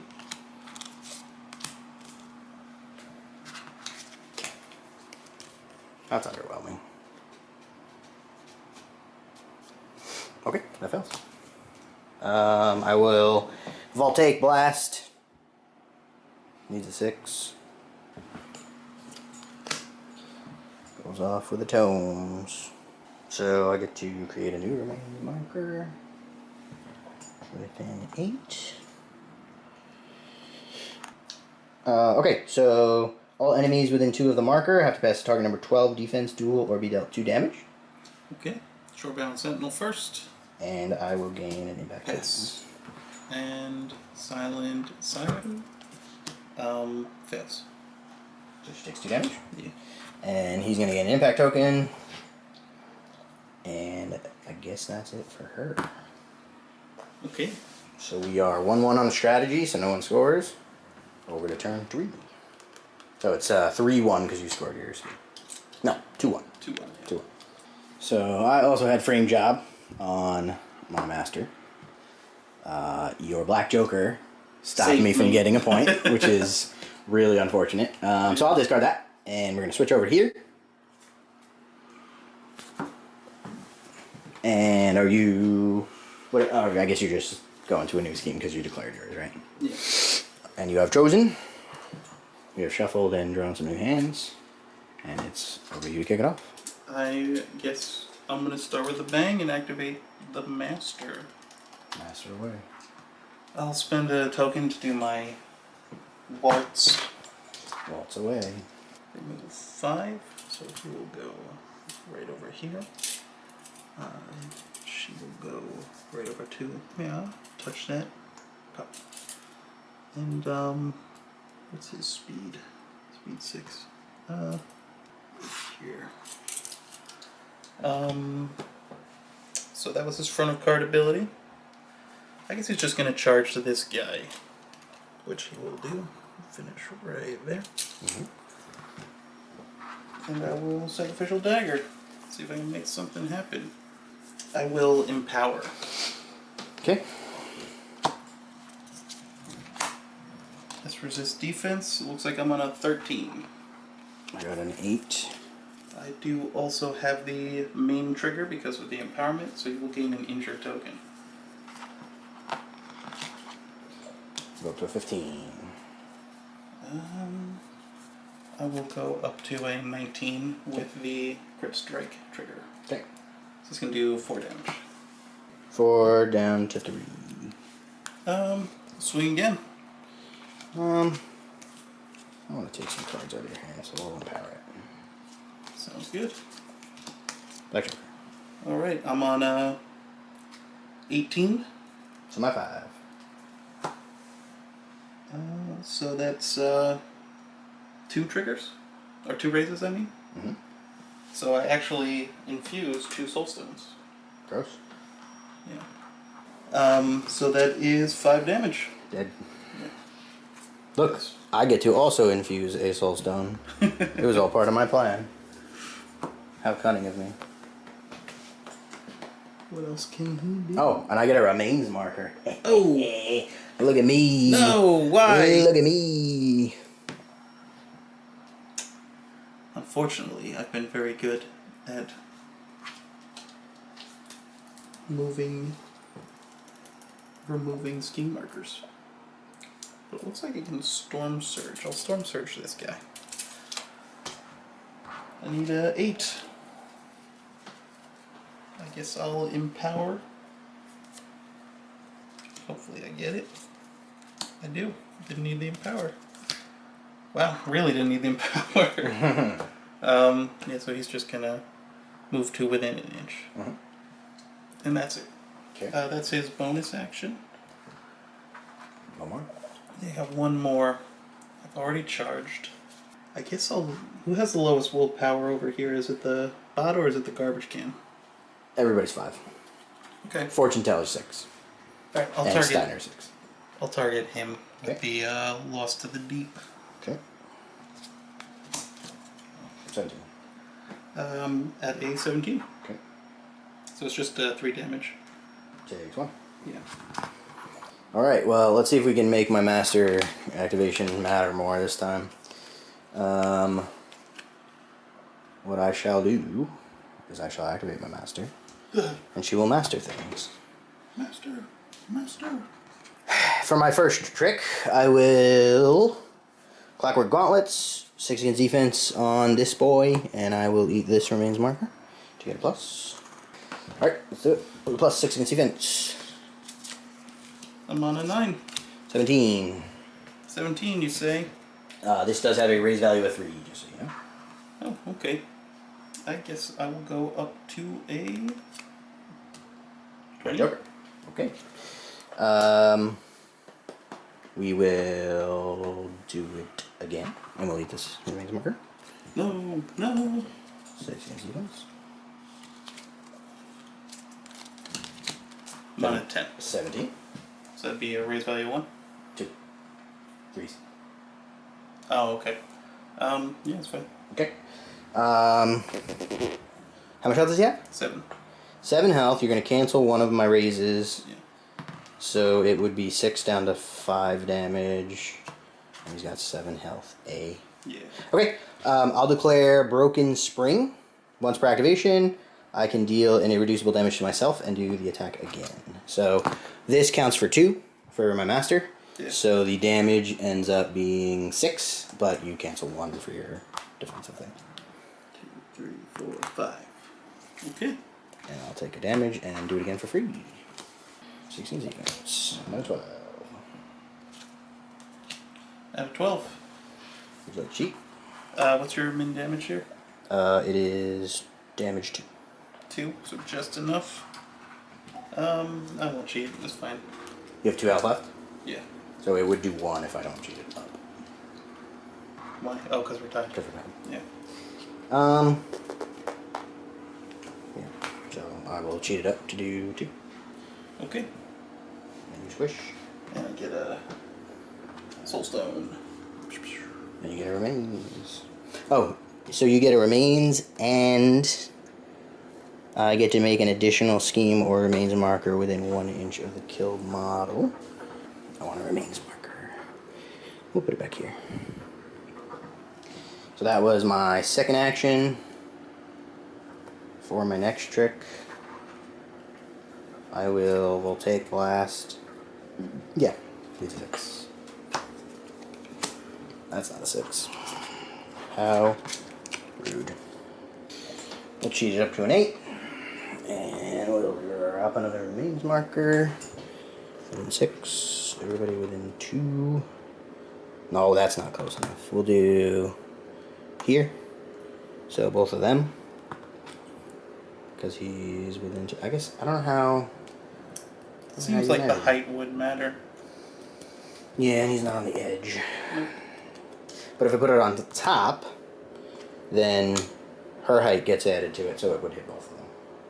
So I'll do that. Okay. I believe that's how it works. That's how it worked in 3rd edition. If we're wrong, tell us in the I mean, comments. that works like that for engagements, so it Yeah. makes sense. So target number 12, defense, duel, or take 2 damage for each of those 2. We'll start with Colony. It's good. Siren. Fails. That's the second time she failed, huh? Yeah. We'll charge her. I'll charge to the marker so you can't do naughty things to it. Because that would be rude of you. We will spend this remains for a plus.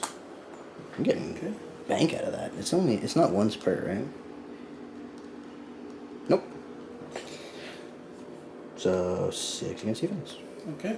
I will empower. Looks like I'm on 15. I'm also on a 15. Alright. Not cheating. Not cheating, you say? Nope. Okay, take 1 damage.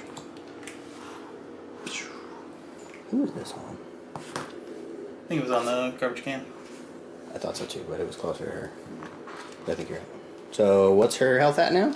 She has 4 health. I like that. Over you. Alright, she's gonna activate. Take. Do it. I think that she is going to obey the garbage can. Gross. Yeah. I hate it. You know, first she's gonna hardened husk. I'm gonna empower. I'm gonna target the colony. Black Joker, so it doesn't go off. Cool. Now she's going to obey the garbage can. Garbage can Resist is defense. Defense 5. I'm on 10. 17. Do it. So he's going to kick the can 6 inches straight back. I really hate that. So much. So much. guess you could just do it again, right? It's not once per activation. No? Not even the same target? It used to be. Back in the days of 3rd edition, when things were reasonable. It does not say it anywhere, yeah. Alright. I'm probably not going to target the garbage can, though. I'm going to target your master.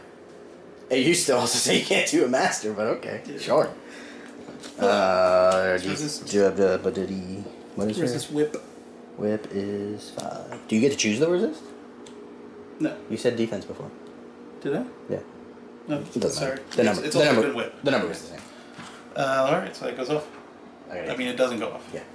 I was gonna say, wow, what's your action value? Your defense goes off. But she's done. Alright. I'm gonna activate the bucket bot, and we're gonna go undo some of the shenanigans that were just done to him. It was rude and I didn't like it. We'll start with the parts delivery. Parts delivery has a signature. Needs a 6.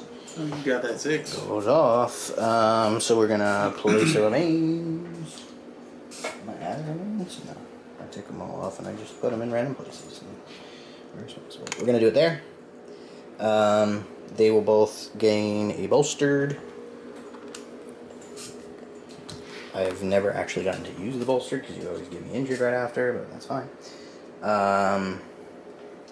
I will then take a little walk to here and kick the can back against the wall so you can't touch it without being engaged.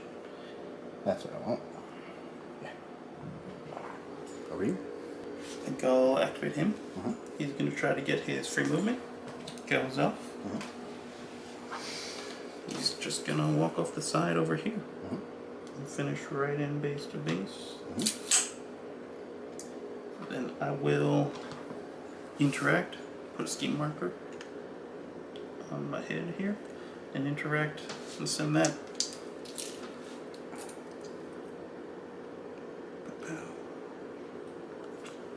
Go right there.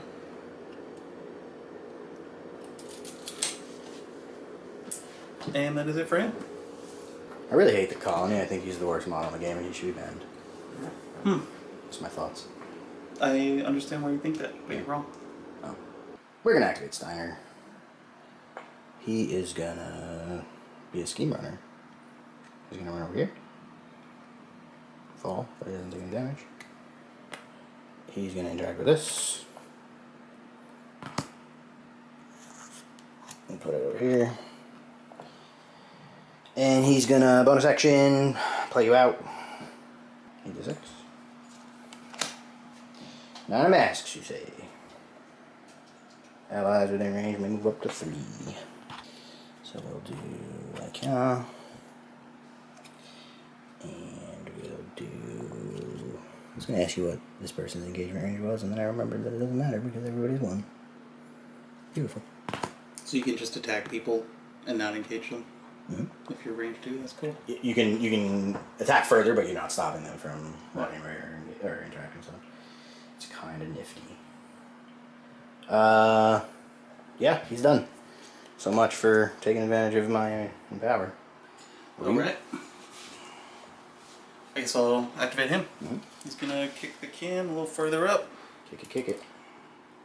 Alright. Meow. Does that be totally in my deployment zone?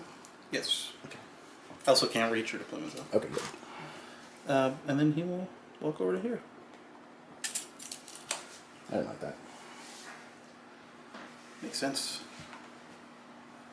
Okay, fortune teller. We're going to go back to plan A. We're going to run over here.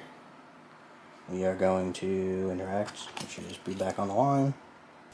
See, here's where it actually matters because I can't put it in base contact with you, and I should have been able to get it further last time. I don't think you would have been able to get it further because you were on the line before. Right, so I was on the line like 50-50, and you moved it diagonally this way, so it should have been closer. You put it back on the line 50-50. But when I put it down, I was saying that I should be able to move it further, but because it was moved... Okay, I'm going to take that back. I'm going to instead... I forget where it was. Doesn't matter. Still gonna activate Fortune Teller. I will Intuition. Look at top 3 cards. 1, 2, 3.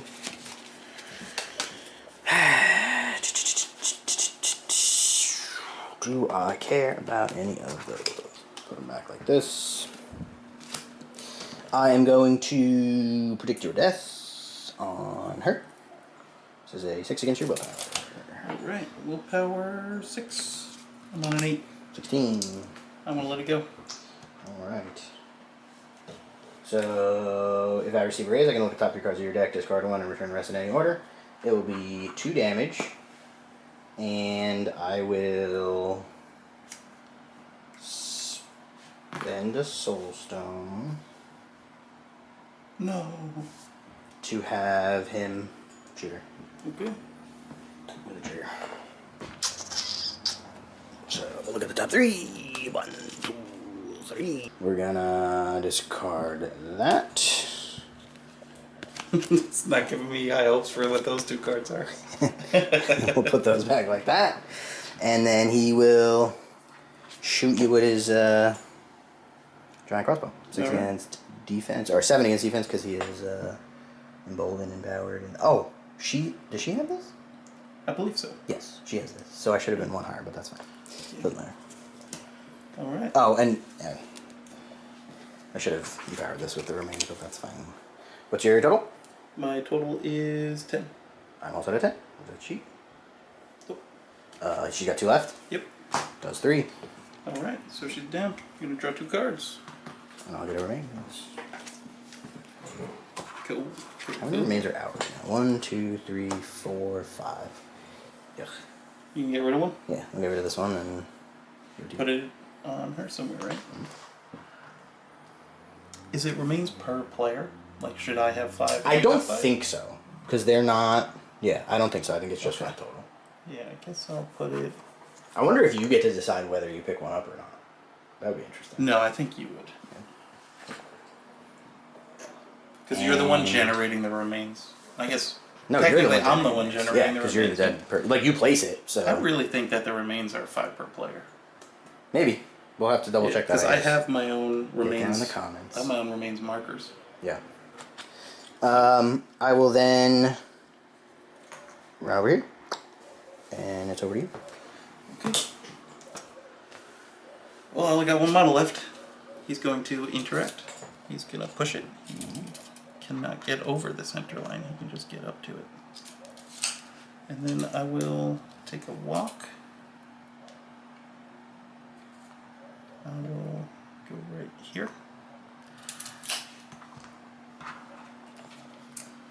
He will do his signature action, Obscene Ritual. That goes off of 13. And he will place a scheme marker right here. He's done. That's a ranged placement, I assume? Yeah. It's just create a marker within 6 inches. Okay. Actually, I think I'm going to move it. Has he gone yet? No. Yeah, I'm going to put it right here. Since I'm height 2, I should be touching it, right? I don't think that counts as base contact touching it, no. Because you can reach up to it because of the height is canceled, but it's not touching your base physically. Well, it just has to touch the model, no? I think base contact means you physically have to have the bottom of both bases touching. If it's touching anywhere high up in the volume, it doesn't count as base contact. Okay. So what I'm gonna do is activate this guy and walk to here, zip to the top, With speed 5? interact, speed 6. Oh, I thought they were speed 5. Speed 6. So we'll interact to get rid of this. And then we're gonna go around to here, and then we're gonna charge you. Like that. I don't know if we can see that on camera. So we're looking at 6 against defense. Yeah, we'll empower just for the shits and giggles. I'm going to empower. Looks like I'm at 18. Okay, too rich for my blood. That'll fail. Cool, cool. And that's the end of the turn. So we tie on the strat. Yes. 2-2. And I will declare public demonstration targeting him. So I get 1 point. Okay. And it is now 2-2 on victory points. I will declare Scout the Rooftops and gain 1. I thought you had to have 2. No, you get 2 points for 2. Is it not 2 and then 3? Nope. Okay, so you do need 2 ski markers for your strat, so you're not going to score, so it will be 2-2. Going into turn 4? Yeah. That was turn 3? Yeah. Alright. I have drawn a new hand of cards, and I have also chosen a new scheme. And you are not changing schemes, so it's over to you. Alright, I'm going to activate the Silent King. I will do the Royal Escort. I don't think anyone else is in range. I think he's perfectly positioned to be alone.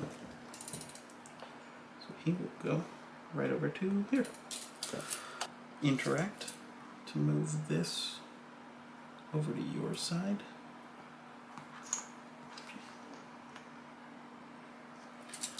And then I will do Swept Away, targeting this lady right there. Mm-hmm. Is that willpower or defense? It is defense. Defense 5. I will empower and see what we get. Me too. Or defense 6. I think I said 5. That was Okay. 118. Great. 11. Alright. You can cheat? Nope. Okay.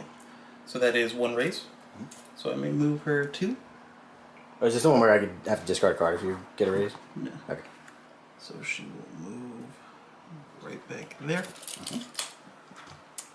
I may place in base. I will not do so. Okay. Do you care if I move this somewhere else? What? The strategy marker, no, yeah. of course not. Alright, cool. I think I'm going to place it over here. Okay. Just safe to take a walk to move it. Yep. And then I will walk and kick this. Are we not within 1 of each other? Or do you have to back up? Yeah. Okay. No, I should be fine. Okay. I will put it... Can it go up here? Does that cost anything? No. It's a place, so you just place it in 6. There we go. I guess I'll place it over to here. And that's going to be it for him. Okay. Alright, I'll activate the Bugabot. We're gonna walk to here. We are going to interact, kick the marker to here. And then we are going to parts delivery. Needs a 6. A 12, you say? To shreds, you say? I'll declare arm up. So we're gonna get a remains. How many do I have out? 1, 2, 3, 4, 5. So I gotta eat 1. I will place it like here. And then, oh, I guess I have to be able to see it. Allies within 2 gain a bolster.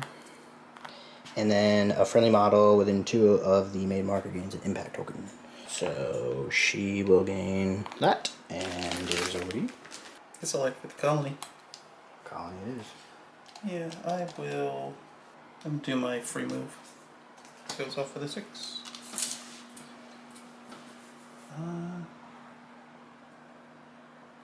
I'm gonna end just out of 1 inch.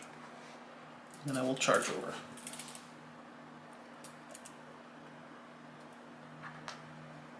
And I will empower on the attack. Engulf. This is on the fortune teller. What's the target? Defense? Yeah, target's defense. Defense 5. Looks like I'm on a 15. Any triggers on that? Yeah, shove aside. Is it on a mask? And critical strike. Yeah, it's on a mask. But I empowered with a mask. Got it. So I don't have to use a 7. Sick. Okay.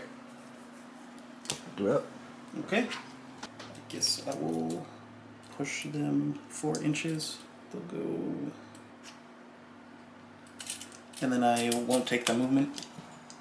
And I will just interact. Okay, got this card. Yeah, that's fine. Discard that 5. Yeah. So you do 3 damage. Yes. I take 2. Scoot these down. Right here. And colony's done. Yeah. I just remembered that the strategy is worth 2 points on the last turn. Which means I think the best I'm going to do is tie you again. Well, I think it's my best chance, so I'm going to activate that Bogobot. He's going to...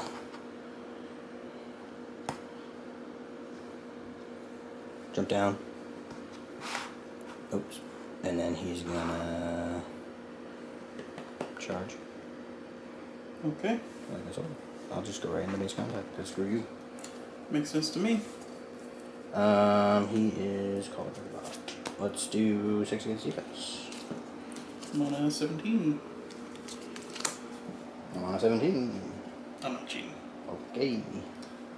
You don't have any triggers that move me or anything, right? Nope. So I'll use my impact token. It goes up to 3 damage, but we're tied, so it goes down to 2 damage. Okay. Over you. I'm going to go with him. I'm going to Tidal Blast the guy in base contact with him. That's resist defense. Okay. Defense 5. Okay. Are you cheating? I'm on a 14. 15. Alright, I will go up to a 17 with the mass trigger that I need. Cool. I'll move you 4 inches. I like how you get all the masks and I get no masks. I've been flooded with Seems masks unfair. all game. And then I'll place a scheme marker. Does not matter. And then he'll interact. Okay. And send the thing off into the Shadow Realm. Put it that way. Okay. Right in the middle of my cards. How rude. Yeah. He's done. I was really hoping you didn't have that mask in your hand. Not only did I have it, it was my high card. Okay, I'm gonna activate the Fortune Teller for your intuition. Well, that's fun. So I'm just gonna run her up to there. And do I do the safe thing or do I try to be greedy? I think I should be greedy. Let's be greedy. I'm gonna shoot you. Oh no. Predict your death. 6 against your willpower. And do we want to fancy schmancy things? Not really. Alright. 6 against I'm on a 10. 15. What does this do? It's just 2 damage? 2 damage. If I get a raise, I get to look at the top 3 cards of your discard pile, or of your deck. Discard 1. Yeah. And then Put the other 2, well, the other one's back, and then there's 3 triggers. 1 is on a Soulstone, 2 is on... Does it give you any of your models extra movement? Not movement. I can get an extra attack from her. I can do look at the top card of your fate deck, of my fate deck, and discard it. I can do make a scheme marker. Make a scheme marker, eh? I'm gonna let it slide. Alright. I'm not gonna use one of my 3 red jokers. Excellent. So I do have you with raise. a raise. I will spend the Soulstone to get a free attack against you, so that's going to be 2 damage. Okay. I will look at top 3 cards of your deck. Now you're not adding the extra damage for the first raise, right? Correct, it's just 5/2. She doesn't get raises because this is a magic. Yeah. Oh, so if you reduce your raise to 0, yeah, to a minimum of 0. It's the damage. It says reduce raises they receive by 1. Oh, interesting. I thought it was just reduces the damage. Yeah. It just says this model reduces raises they receive by 1. Attacks targeting this model. Okay, I'll put that back. Yeah. So she gets to take an attack against you? Yep. It is 6 against defense. Alright. So I'm at a 20. I'm at a 8. So that's... Double raise goes down to 1 raise? Yeah. No, I'm sorry. Raise of 3. So that'd be 3 raises? 4 raises, 4 right? raises. Yeah. So it goes down to 3. So that is 5 damages. No. I can't declare a trigger that lets me get another action. So I'll just give you staggered. You can still declare triggers on... I can still declare triggers, but I can't declare... Well... That's new. I can declare... Yeah, it can declare triggers, I just can't generate any more actions, which she had a trigger that would have let her generate. I'm sorry. And also it's +2 for this. Yeah. So that goes up to... +2 damage or +2? 7 damage total. You apply 7 damage. Okay. Alright. Right? Because it's 2 plus 4 minus 1 is 5 plus 2 for this because of her special ability. Yeah. So you take 7. I'll declare Assassinate for a point. Okay. That is the fortune telling. Over you. I guess I will activate the only model I can. Mm-hmm.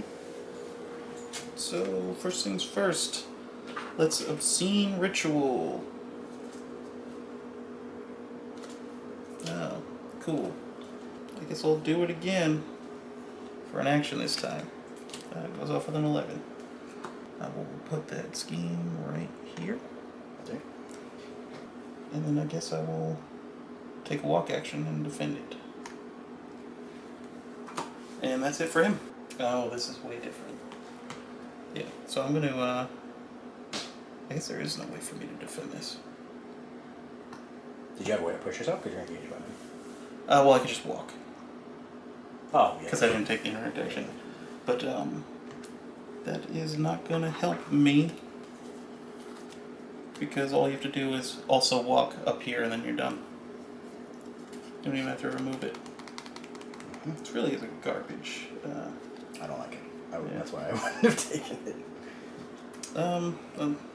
I guess I'll just attack you. Okay. Defense 5. Yeah.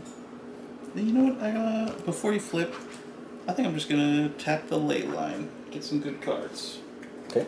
There's no point swinging it. I'm not gonna kill you. Mm-hmm. So draw 2. Discard 1. And I'm done. I finally did it. I finally tapped his ley line. Nice. I will walk over to here. We'll go up to the top. Be within 2. Alright, I don't think I have the AP here to be able to win it. But I think I can tie it by killing your master, and that'll feel really good to me. So I think that's the plan. We are going to kick it off with Mr. Steiner. And he's going to charge you. Okay. We'll go over to there. This is gonna be 6 against your defense. Oh, I'm gonna do these. I'll empower.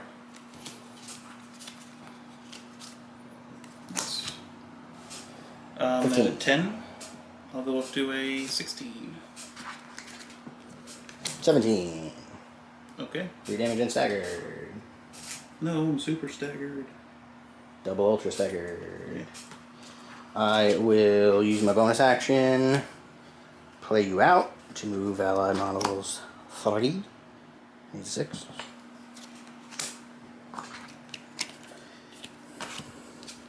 Shoot the 6 of rams, declare a sudden strike, so I get to take a free melee attack.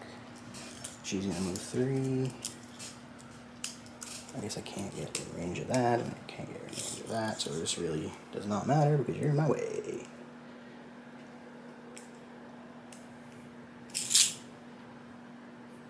Let's go like that. We'll do it again, and I'll pick up this remains marker to get a plus 6 against defense. I will also get a plus. You can't empower with 7. Oh. 5 or lower. Never mind that. So I'm on a 8, which is 13. I'm on a 14 on sheet. I can. Alright. That is 3 damage. I'll get a 2nd point on Assassinate. Alright. I'll gain a soul stone. Congratulations. Man, he was so close. Things went the way they needed to, but just not quite enough. So I can interact to kick this over here. I can then activate her. I can walk over here. Well, I would have pre-measured it, but be within range of both of them. I can interact with this and then kick them both into your zone. I'm 1 AP shy of being able to do both of them. Because I have to walk, I have to interact 3 times, and it's not enough. I needed an extra 3 inches of movement. Maybe 2 inches would have done it. But as it stands, the the way that we'll have the game end is I'll kick that up there. That gives me 2 points for that, a 3rd point for that, for the strategy. But you have 2 in my deployment zone, which gives you 4, which means you get 2 points for the strategy. I got 2 points for assassinate, and it ends 4-4. Nice, satisfying tie. I was so close. I sat here off camera, hemming and hawing, trying to figure out a way to do it. And things went really well for me, but I just needed one extra little push. I mean, potentially, what would have been smart, and this is actually funny, I could have let this point go and moved him over there. I actually had the card to push her an extra 3, and she would have been able to do it. But I didn't know that all that was going to go the way that it did. Yeah. So I could have moved him over there and done that instead, and it would have won me the game. You would have got an extra point on the strategy, on your scheme, but I would have got the 2 points on the strategy. Or I would have blocked the 2 points on the strategy. Crazy. Well, that's the demo game. Yeah. GG. All right, so that's the quick start guide for the 2-player starter box for Malifaux, and I think it's terrible and horrible, and it's rigged so that you'd win. That's an interesting conclusion. That's the official DefectiveDice policy on the 2-player starter set. No, I think it's really cool. I like that they have the little like ramping up thing to kind of ease people into it, because obviously even with some of the changes they made to simplify the game, still a complicated game, hard to get into. We were talking off camera. It's a little weird that even in the last round, you're not really playing with all the rules. Yeah. You have like the focus ability that lets you get, I forget what they're called because my brain is fried right now, but they let you get suits. Yeah, suits or pluses. I mean, that's huge for how you play this game. So it's weird that you can't do it. Yeah, and I felt like I struggled a lot with a lot of my abilities that allowed me to get some extra movement. I needed triggers, and if I didn't have the suits in my hand and the low card, it just it just wasn't possible. But if you can do the just spend an AP to build in a suit, that makes a lot of those abilities much better. It makes all of my support pieces much more useful, because I'm not just trying to flip for high card it for or top deck it to get the triggers off. So yeah, I think if you're playing it at home, just to add that rule in, ignore the rule book. It's actually in the book on the next page after the 5th scenario. It says here's when you play a full game. The other thing we noticed is that for the 5th scenario, you're not supposed to cycle your schemes. You're supposed to just draw a random scheme, and that's the only one you get, which seems crazy. I didn't catch that until we were most of the way through that last round, and I'm glad we didn't do that, because we both pulled really, really bad schemes for our crews at the beginning. So that's a little weird. I get why they do it. They want to keep things simple and straightforward, but they should at least do deal 3, pick one, and stick with it, because if you just get one that your crew's bad at, you're just screwed. The way they have the terrain set up also, most of it was on my side of the board, so there were certain schemes that it was super hard for me to do. I don't know. It's a little bit weird. But again, it's set up to be a learning game.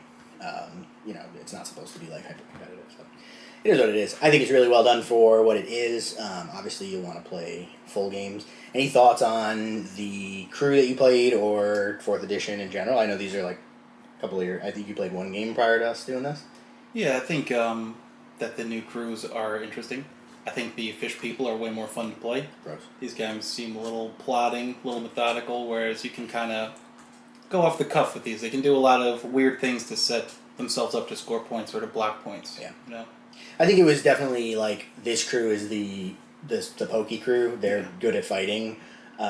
This crew is the really mobile and control-focused crew. Yeah, which is the way more fun play style. Honestly, I would agree with you. I generally prefer a more control-focused play style. I'm wondering, I haven't looked at the cards recently, but I'm wondering what the rest of the Ampersand crew is going to add to that. I do think in a full game, it will unlock a lot more, specifically because you can use those support abilities better by building in those masks. Sure. I just drew literally no masks in my hand turn 1. The one time I was able to set something up where I knew I was going to get a mask, you immediately did something and screwed it up for me. You made me flip cards and then I couldn't do it. It was just a mess.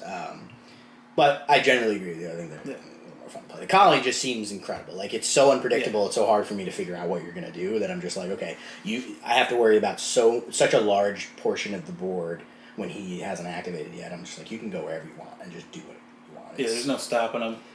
And he can move my model. So it's like, even if I'm defending the pieces, you can just run over there, move my model, and then it's super hard to deal with him. And handing out injured like candy is really nice. Yeah. So if you clump up against him, it's over. Yeah. It was an interesting matchup. We also noticed, like, obviously they set it up so that a lot of the abilities were direct counters to each other, which I see why they did that for the starter box, so you can kind of see how those things work. I do think it made some of that stuff feel a little less fun because you were boring. Like, my ability is like, okay, well, I have this token and your token, just cancel that token. My rule is you don't get your rule. Right. Your rule is I don't get my rule. Cool. And it means that you have to kind of play around those things and be a little more strategic, but it did make a lot of those abilities feel less significant for that reason. Still very interesting. I think it's a good idea that they have the 2-player box. I think by all accounts it has sold very well. People are really into it, and I think it's something they needed to do. I think the 3rd edition starter boxes are not starter boxes. They're good products, but they're not starter boxes. I think this is great because you can just buy this and you're ready to go. And this is like what did we figure out at it? Like a 38 point? Yeah, with the soul stones added, it's like 38 points. Yeah. So you're just shy. You're like one big model shy of a full game, or maybe 2 medium models. So you can basically you can grab a couple of versatile models for the faction and you're. The title boxes will probably flesh them out. The title boxes are going to be about the same size. I don't think we've seen the details on them yet, but they should be roughly the same size. They're not available for either of these crews at the time of recording. They should be in the near future. But even if you just grab, the emissary box or the rider or any versatiles from your faction, you'll be good to go. So cool stuff. Yeah, and hopefully the next time you see us, we'll be playing crews we chose and with cards and all the fancy stuff.